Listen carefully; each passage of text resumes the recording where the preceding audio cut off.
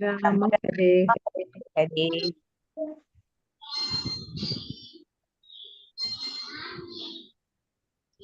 ഹരേ കൃഷ്ണ കൃഷ്ണ കൃഷ്ണ ഹരേ ഹരേ, ഹരേ രാമ രാമ രാമ ഹരേ ഹരേ. ഹരേ കൃഷ്ണ കൃഷ്ണ കൃഷ്ണ ഹരേ ഹരേ, ഹരേ ഹരേ രാമ. രാമ ഹരേ രാമ രാമ രാമ ഹരേ ഹരേ.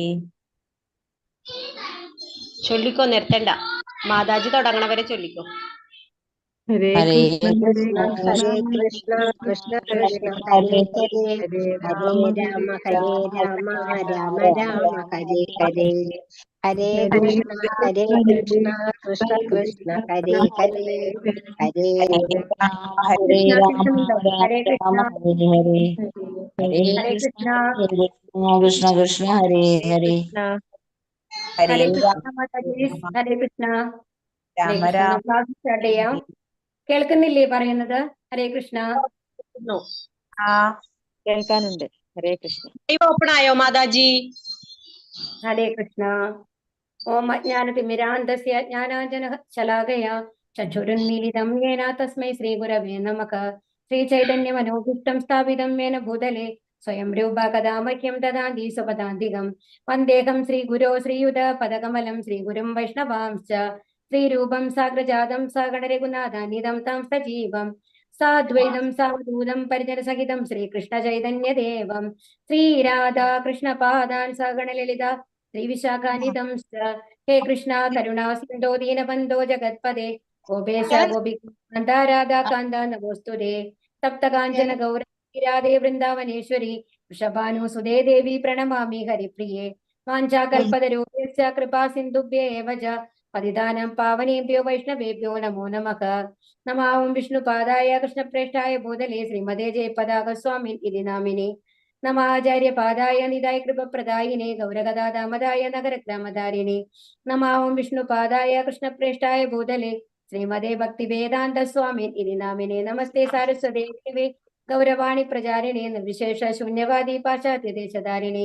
ജയോ ശ്രീകൃഷ്ണ ചൈതന്യ പ്രഭോ നിത്യാനന്ദ ശ്രീ അദ്വൈത ഗദാധര ശ്രീവാസാദി ഗൗരഭക്തവൃന്ദ. ഹരേ കൃഷ്ണ കൃഷ്ണ കൃഷ്ണ ഹരേ ഹരേ, ഹരേ രാമ രാമ രാമ ഹരേ ഹരേ. ഹരേ കൃഷ്ണ. കേൾക്കാൻ സാധിക്കുന്നില്ല? ഹരേ കൃഷ്ണ. മാതാജി. നമ്മള് ഇന്ന് പഠിക്കാൻ പോകുന്നത് ശ്രീരാധാ ഗോവിന്ദ് ടെമ്പിളിന്റെ കീഴിലുള്ള ഭഗവത്ഗീത പഠനത്തിലെ 6ാമത്തെ ദിവസത്തിലാണ് നമ്മൾ എത്തിക്കണത്. ഇപ്പോ 5 ദിവസം നമ്മുടെ കഴിഞ്ഞു അല്ലെ. അപ്പൊ ഇത് ആദ്യത്തെ ഭഗവത്ഗീത 18 അധ്യായങ്ങളാണ്. അതിലെ ആദ്യത്തെ 6 അധ്യായങ്ങളാണ് കർമ്മയോഗം എന്ന് പറയുന്നത്. അതിൽ വരുന്ന അവസാനത്തെ അധ്യായമാണ് ഈ ധ്യാനയോഗം എന്ന് പറയുന്നത്. അപ്പൊ ഇതിനു മുമ്പത്തെ അധ്യായങ്ങളിൽ നമ്മൾ എന്താ പഠിച്ചത്? നമ്മൾ എങ്ങനെയാണ് കർമ്മം ചെയ്യേണ്ടത്, അപ്പൊ എല്ലാം ഭഗവാന് സമർപ്പിച്ച് ചെയ്യണം, നിഷ്കാമ കർമ്മമാണ് നമ്മൾ ചെയ്യേണ്ടത് എന്നൊക്കെയാണ് നമ്മൾ ഇതിനു മുമ്പത്തെ അധ്യായങ്ങളിൽ പഠിച്ചത് അല്ലെ. അപ്പൊ ഇവിടെ എന്താണ് പറയുന്നത്? ധ്യാന യോഗത്തിനെ കുറിച്ചിട്ടാണ് പറയുന്നത്. അപ്പൊ പല സ്റ്റെപ്പായിട്ടാണ് ഇത് വരുന്നത്. ഏറ്റവും ആദ്യം കർമ്മയോഗം വരും. കർമ്മയോഗം കഴിഞ്ഞിട്ട് പിന്നെ നമ്മൾ എന്താ പഠിച്ചത്? ജ്ഞാനയോഗം പഠിച്ചു അല്ലെ. അതീന്ദ്രിയ ജ്ഞാനയോഗമൊക്കെ പഠിച്ചില്ലേ? അപ്പൊ കർമ്മയോഗം, ജ്ഞാനയോഗം, അത് കഴിഞ്ഞിട്ടാണ് ധ്യാനയോഗം വരുന്നത്. ഈ ധ്യാനയോഗത്തിന് മേലെയാണ് ഭക്തിയോഗം വരിക. അപ്പൊ ഇവിടെ നമ്മൾ ഇതിൽ പറയാൻ പോകുന്നത് ധ്യാനയോഗത്തിനെ കുറിച്ചിട്ടാണ്. എങ്ങനെയാണ് നമ്മൾ ഒരു എന്താണ് സാധനയിൽ കൂടി, അതായത് മെഡിറ്റേഷൻ, നമ്മൾ ധ്യാനിച്ചിരുന്നു കൊണ്ട് എങ്ങനെ ഭഗവാനിലേക്ക് എത്താം ഉള്ളതൊക്കെയാണ് ഇതിൽ പറയുന്നത്. അതിനുശേഷം ഭഗവാൻ അവസാനം നമ്മൾക്കൊരു ഇത് തരും. എന്താണ്? ഈ ധ്യാന യോഗത്തിനേക്കാളും ഉത്തമം എന്താണ്? ഭക്തിയോഗമാണ് എന്ന്. എല്ലാവരും മ്യൂട്ട് ചെയ്യാട്ടോ, അല്ലാതെ എനിക്കിത് ലൈവ് പോണ കാരണം കൊണ്ട് നമ്മൾ വീഡിയോ ഇട്ട് കാണുമ്പോൾ അത് ഒരുപാട് ഡിസ്റ്റർബൻസ് ആയിട്ട് വരും. അപ്പൊ ശ്രദ്ധിക്കുക. ഇനി ഇവിടെ ഗീതാ മഹാത്മ്യത്തിനെ കുറിച്ചിട്ടാണ് പറയുന്നത്. എന്താ പറയുന്നത്? ഭഗവത്ഗീതയുടെ ഒരു അധ്യായം പാരായണം ചെയ്യുന്ന ഒരു മർത്യന്റെ 32 തരത്തിലുള്ള അപരാധങ്ങളെ ഭഗവാൻ കേശവൻ പൊറുക്കുന്നു. അപ്പൊ എന്താ? ഭഗവത്ഗീത കേൾക്കുന്നത് കൊണ്ട്, പഠിക്കുന്നത് കൊണ്ട് ഒക്കെ എന്താണ് പറയുന്നത്? നമ്മളുടെ 32 തരത്തിലുള്ള അപരാധങ്ങളാണ്. നമ്മൾക്ക് എത്രത്തോളം അപരാധങ്ങൾ ചെയ്യാനുണ്ടോ ആ അപരാധങ്ങളൊക്കെ നമ്മൾ അറിയാണ്ട് ചെയ്തതാണെങ്കിൽ കൂടി കുറെയൊക്കെ ഭഗവാൻ എന്ത് ചെയ്യും? ക്ഷമിക്കും എന്നാണ് പറയുന്നത്. അപ്പൊ ഭഗവാന്റെ അടുത്തേക്ക് കൊണ്ടുപോകും നമ്മളെ എന്നുള്ളതാണ് ഇവിടെ പറയുന്നത്. ഇനി ശ്ലോകം 1. ശ്രീ ഭഗവാനുവാച അനാശ്രിത കർമ്മഫലം കാര്യം കർമ്മ കരോതി യഃ സ സന്യാസീ ച യോഗീ ച നിരഗ്നിർന ചാക്രിയഃ. ശ്രീ ഭഗവാൻ പറഞ്ഞു, കർമ്മത്തിന്റെ ഫലത്തിൽ ആസക്തിയില്ലാതെ ധാർമ്മിക ബാധ്യത എന്ന നിലയിൽ കർമ്മം ചെയ്യുന്ന ആളാണ് സന്യാസി. അയാളാണ് യഥാർത്ഥ യോഗിയും, അല്ലാതെ അഗ്നിഹോത്രം ഉപേക്ഷിച്ചവനോ കടമ നിർവഹിക്കാത്തവനോ അല്ല. അപ്പൊ ഇവിടെ എന്താ പറയുന്നത് ഭഗവാൻ? ഒരു യോഗി എന്ന് പറഞ്ഞു കഴിഞ്ഞാല് ആ എന്താ നമ്മൾ ഇതിനു മുമ്പത്തെ ചാപ്റ്ററിന്റെ തുടക്കത്തിൽ കണ്ടു അല്ലെ, ഒരു ആള് ഇങ്ങനെ സന്യാസ വേഷമൊക്കെ ഇട്ടിട്ട് മൊബൈലിൽ സംസാരിച്ചുകൊണ്ട് സിഗരറ്റ് ഒക്കെ കൈ പിടിച്ചിട്ട്. അപ്പൊ എന്താന്ന് പറഞ്ഞാല് ഒരു ബാഹ്യമായിട്ടുള്ള ഒരു ആവരണല്ല, അതായത് ഒരു ഉടുപ്പുമാരിയല്ല ഈ എന്തെന്ന് പറയുന്നത് യോഗി എന്ന് പറയുന്നത്. അപ്പൊ ഒരു യോഗിയെ എങ്ങനെയാണ് നമ്മൾക്ക് തിരിച്ചറിയാൻ സാധിക്കുക? നമ്മൾ കാണുമ്പോൾ നമുക്ക് തിരിച്ചറിയാൻ പറ്റില്ല, കാരണം നിറയെ പേര് ആ ഡ്രസ്സൊക്കെ നടക്കുന്ന ആൾക്കാരുണ്ടാവും യഥാർത്ഥത്തിൽ ഉള്ളില് ഒരുപാട് ഭൗതിക ആഗ്രഹങ്ങൾ വെച്ചിട്ട്. പക്ഷേ എങ്ങനെയാണ് അദ്ദേഹത്തിന്റെ പെരുമാറ്റം, എങ്ങനെയാണ് അയാൾ എന്താണ് ഈ സൊസൈറ്റിയില് നമ്മളുടെ സമൂഹത്തിൽ എങ്ങനെയാണ് അയാളുടെ പെരുമാറ്റം, എങ്ങനെയാണ് അയാൾ സംസാരിക്കുന്നത്, എങ്ങനെയാണ് അയാളുടെ എന്താണ് നടപടികൾ, എന്താണ് ഓരോ പ്രവൃത്തികളും അയാൾ എങ്ങനെയാണ് ചെയ്യുന്നത്, ഇതിനൊക്കെ അടിസ്ഥാനത്തിൽ ആണ് ഒരാൾ യോഗിന്ന് നമ്മൾ തിരിച്ചറിയേണ്ടത്. അപ്പൊ ഇവിടെ എന്താ പറയുന്നത്, കർമ്മഫലത്തിൽ ആസക്തി ഇല്ലാത്ത, അപ്പൊ എന്താ പറയാ, അവർക്ക് വന്നു കഴിഞ്ഞിട്ട് എനിക്ക് വേണ്ടി തനിക്ക് വേണ്ടി എന്തെങ്കിലും ചെയ്യണം എന്നുള്ള ആഗ്രഹം ഉണ്ടാവില്ല. അപ്പൊ അതുകൊണ്ട് ഒരു കർമ്മഫലം ഇതിന് ഇന്ന റിസൾട്ട് കിട്ടണമെന്ന് അവർക്ക് ആഗ്രഹം ഉണ്ടാവില്ല. പിന്നെന്താണ്, ധാർമ്മിക ബാധ്യത എന്ന നിലയിൽ കർമ്മം ചെയ്യുന്ന ആളാണ്. അപ്പൊ എന്താ ഇപ്പൊ പറഞ്ഞില്ലേ, ഒരു ഡോക്ടർ എന്ന് പറഞ്ഞു കഴിഞ്ഞാൽ എങ്ങനെയായിരിക്കണം? മറ്റുള്ളവർക്കുള്ള സേവനമായിരിക്കണം ലക്ഷ്യം.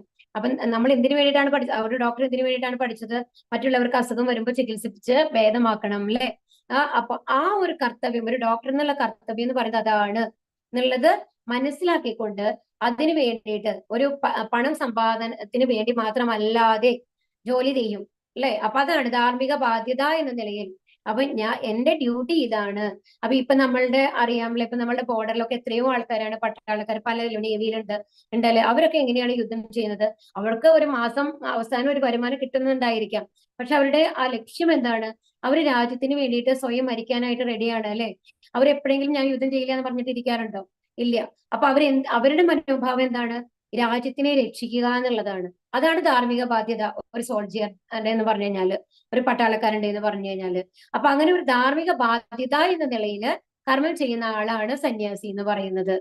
അപ്പൊ അങ്ങനെ ചെയ്യുന്ന ആൾക്കാരാണ് യഥാർത്ഥത്തിൽ യോഗി. അല്ലാതെ എന്താണ് കാവ്യ വസ്ത്രം ധരിച്ച് ഒരു കമ്മണ്ടല് പിടിച്ചിട്ട് നടക്കുന്ന ഒരാളല്ല എന്നുള്ളതാണ് ഇവിടെ പറയുന്നത്. അപ്പൊ കടമ നിർവഹിക്കാത്തവനല്ല. അപ്പൊ എന്തായാലും നമ്മൾക്ക് ഓരോ കടമകളുണ്ട് അല്ലെ, ഓരോരുത്തർക്കും ഓരോ കടമകൾ, നമ്മുടെ സാഹചര്യങ്ങൾക്ക് അനുസരിച്ച് ആ കടമകൾ മാറും. അപ്പൊ നമ്മളുടെ കടമകൾ നമ്മൾ ചെയ്യണം. അപ്പൊ നമ്മളിപ്പോ ഭഗവത്ഗീത പഠിക്കുന്നുണ്ട്, ഭഗവാൻ പറഞ്ഞു ഭൗതികമായിട്ടുള്ള അറ്റാച്ച്മെന്റ് ഒന്നും വേണ്ട. അപ്പൊ ഞാൻ എന്റെ വീട്ടിൽ എന്റെ അമ്മയുണ്ട്, അപ്പൊ അവരെ നോക്കുന്ന ചുമതല എനിക്കാണുള്ളത്. അതൊന്നും നമ്മൾ ചെയ്യേണ്ട ആവശ്യമില്ല. നമ്മൾ ദൈവത്തിനോട് മാത്രമാണ് കണക്ഷൻ എന്നല്ല വിചാരിക്കേണ്ടത്. അപ്പൊ നമ്മളുടെ ഭൗതിക ലൈഫിൽ നമ്മൾക്ക് ഭഗവാൻ കുറച്ച് കടമകൾ തന്നിട്ടില്ല. അപ്പൊ നമ്മൾ എന്താണ് വിചാരിക്കേണ്ടതെന്നുണ്ടെങ്കിൽ, നമ്മൾ ഒരു അമ്മയുടെ ഒരു മകളായിട്ടോ മകനായിട്ടോ ജനിച്ചിട്ടുണ്ടെങ്കിൽ എന്തായിരിക്കും ഒരു കാരണം കൊണ്ടാണ് ആ അമ്മയുടെ മകളായിട്ടോ അല്ലെങ്കിൽ മകനായിട്ടോ നമ്മൾ ജനിച്ചിട്ടുള്ളത് അല്ലെ? അപ്പൊ അവരോട് നമ്മൾക്കൊരു റെസ്പോൺസിബിലിറ്റി ഉണ്ട്. ഇപ്പൊ കൃഷ്ണൻ വന്നു കഴിഞ്ഞിട്ട് ഒരു കൊച്ചു കുഞ്ഞായിരിക്കുമ്പോൾ യശോദാമ്മയെ എങ്ങനെയാണ് അമ്മയെ ട്രീറ്റ് ചെയ്തിരുന്നത് അല്ലെ? അതുപോലെ ദേവകിക്ക് വേണ്ടിയിട്ട്, സ്വന്തം അമ്മയ്ക്ക് വേണ്ടിയിട്ട് എന്താ ചെയ്തത്? കംസനെ വധിച്ചു അല്ലെ? അപ്പൊ എന്താ, അപ്പോ ആ ഒരു മകൻ എന്നുള്ള കടമ നമ്മൾ നിർവഹിക്കണം, ഒരു ഭർത്താവ് എന്നുള്ള കടമ നിർവഹിക്കണം, ഭാര്യ എന്നുള്ള കടമ നിർവഹിക്കണം. പക്ഷെ എന്ത് വേണം, എങ്ങനെ വേണം? അത് ഒരു സ്വാർത്ഥ താല്പര്യങ്ങൾ കൂടി, എന്റെ ഭർത്താവാണ്, ഞാൻ അവർക്ക് വേണ്ടി എല്ലാ കാര്യങ്ങളും ചെയ്തു കൊടുക്കും എന്നല്ല, ഒരു പോസസീവ്നെസ്സിനോട് കൂടിയിട്ടല്ല, ഭഗവാൻ നമ്മൾക്ക് തന്നിട്ടുള്ളതാണ് ആ ഒരു റിലേഷൻ. അപ്പോ അത് എന്തോ ഒരു ഉദ്ദേശത്തോട് കൂടിയിട്ടാണ് നമ്മുടെ ലൈഫിൽ ഇവരൊക്കെ വന്നിട്ടുള്ളത്. അപ്പൊ അവരോടുള്ള കടമകൾ നമ്മൾ യഥാർത്ഥത്തിൽ ചെയ്യണം. നമ്മൾക്കൊരു മക്കളെ തന്നിട്ടുണ്ട് എന്നുണ്ടെങ്കിൽ ശരിക്കും ഭഗവാൻ എന്തിനാണ് തന്നിട്ടുള്ളത്? ഭഗവാനില് അടിയുറച്ച് വിശ്വസിക്കുന്ന മാരത്തെ മക്കളാക്കി മാറ്റാനായിട്ട് നമ്മൾക്ക് തന്നിട്ടുള്ളത്. അപ്പൊ അതാണ് നമ്മൾക്കുള്ള കടമ. അപ്പൊ നമ്മൾ അവരെ കാണേണ്ടത് എന്റെ മക്കളാണ്, അപ്പൊ ഞാൻ പറഞ്ഞത് അനുസരിക്കണം എന്നുള്ളതല്ല അവിടെ വരേണ്ടത്. നമ്മൾക്ക് ഭഗവാൻ ഒരു ചുമതല തന്നിട്ടാണ്, ഒരു നല്ല പൗരനായിട്ട്, നല്ലൊരു സിറ്റിസൺ ആയിട്ട് ഈ മക്കളെ വളർത്തണം എന്നുള്ളത്. അപ്പൊ അതാണ് നമ്മുടെ ഡ്യൂട്ടി. അപ്പൊ നമ്മളുടെ ആഗ്രഹങ്ങൾ അവരെ മേലിൽ അടിച്ചേൽപ്പിക്കുകയല്ല നമ്മൾ ചെയ്യേണ്ടത്. ഇപ്പൊ നിറയെ ഒരു ട്രെൻഡ് കാണാല്ലേ, ഏറ്റവും നല്ല വരുമാനമുള്ള ജോലിക്ക് വേണം എന്റെ മകൻ പോകാനായിട്ട്. ചിലപ്പോൾ അത് ആ കുട്ടിക്ക് ഒട്ടും ഇഷ്ടം ഉണ്ടാവില്ല, എന്നാലും നമ്മൾ കമ്പൽ ചെയ്ത് വിടും, അതിലാണ് കൂടുതൽ പൈസ കിട്ടുക. അത് തെറ്റാണ് ശരിക്കും പറഞ്ഞാല്. ഓരോ പൗരനും ഭഗവാന്റെ സൃഷ്ടികളാണ്. അപ്പൊ നമ്മൾക്ക് തന്ന ഡ്യൂട്ടി എന്താണ്? അവരെ നന്നായി വെക്കണം, നല്ല മനുഷ്യനായിട്ട് വളർത്തണം എന്നുള്ളതാണ്. കാരണം എന്താണ്, ഇവിടെ നമ്മൾ ഡോക്ടറായിട്ടോ ഒരു കളക്ടറായിട്ടോ കാര്യമില്ല. അടുത്ത ജന്മം നമ്മളുടെ തീരുമാനിക്കുന്നത് എന്താണ്? നമ്മളുടെ ഭക്തിയുത സേവനങ്ങളാണ്. അപ്പൊ ആ കുട്ടിയെ എങ്ങനെയാണ് വളർത്തേണ്ടത്? നമ്മൾക്ക് മേലെ ഭഗവാനുണ്ട്, ഭഗവാനാണ് നമ്മളെ സൃഷ്ടിച്ചിട്ടുള്ളത്. അപ്പൊ നമ്മളുടെ ഡ്യൂട്ടി എന്ന് പറയുന്നത് ഭഗവാനോടുള്ള ഡ്യൂട്ടിയാണ്, ഭഗവാനെ പ്രീതിപ്പെടുത്തുക എന്നുള്ളതാണ്. അപ്പൊ അതുകൊണ്ട് ആ ലെവലിൽ നമ്മൾ ആ കുട്ടിയെ ചെറുപ്പത്തിൽ തന്നെ വളർത്തിക്കൊണ്ടുവന്നു കഴിഞ്ഞാൽ അവര് ജീവിതത്തിൽ ഒരു വലിയ പൊസിഷനിൽ തന്നെയാണ് എത്താൻ പോകുന്നത്. കാരണം ഭഗവാന്റെ കാരുണ്യം അവരുടെ മേലെ ഉണ്ടാവും. ഭഗവാന്റെ കാരുണ്യത്തെക്കാളും കൂടുതൽ ഏതെങ്കിലും ഒരാൾക്ക് ഡിസൈഡ് ചെയ്യാൻ പറ്റുമോ? ഇപ്പൊ നമ്മളെല്ലാം പഠിച്ചു, ഒരു മെഡിക്കൽ എൻട്രൻസ് ആണ്, അവിടെ പോയിരുന്നു കഴിഞ്ഞിട്ട് അവിടെ എഴുതാനുള്ള ബുദ്ധി തരുന്നത് ആരാണ്? ചിലപ്പോൾ എല്ലാം പഠിച്ചിട്ട് പറയും, അയ്യോ ഞാൻ ആ സമയത്ത് തിരിച്ചെഴുതി. അത് എന്തുകൊണ്ടാണ് അങ്ങനെ വരുന്നത്?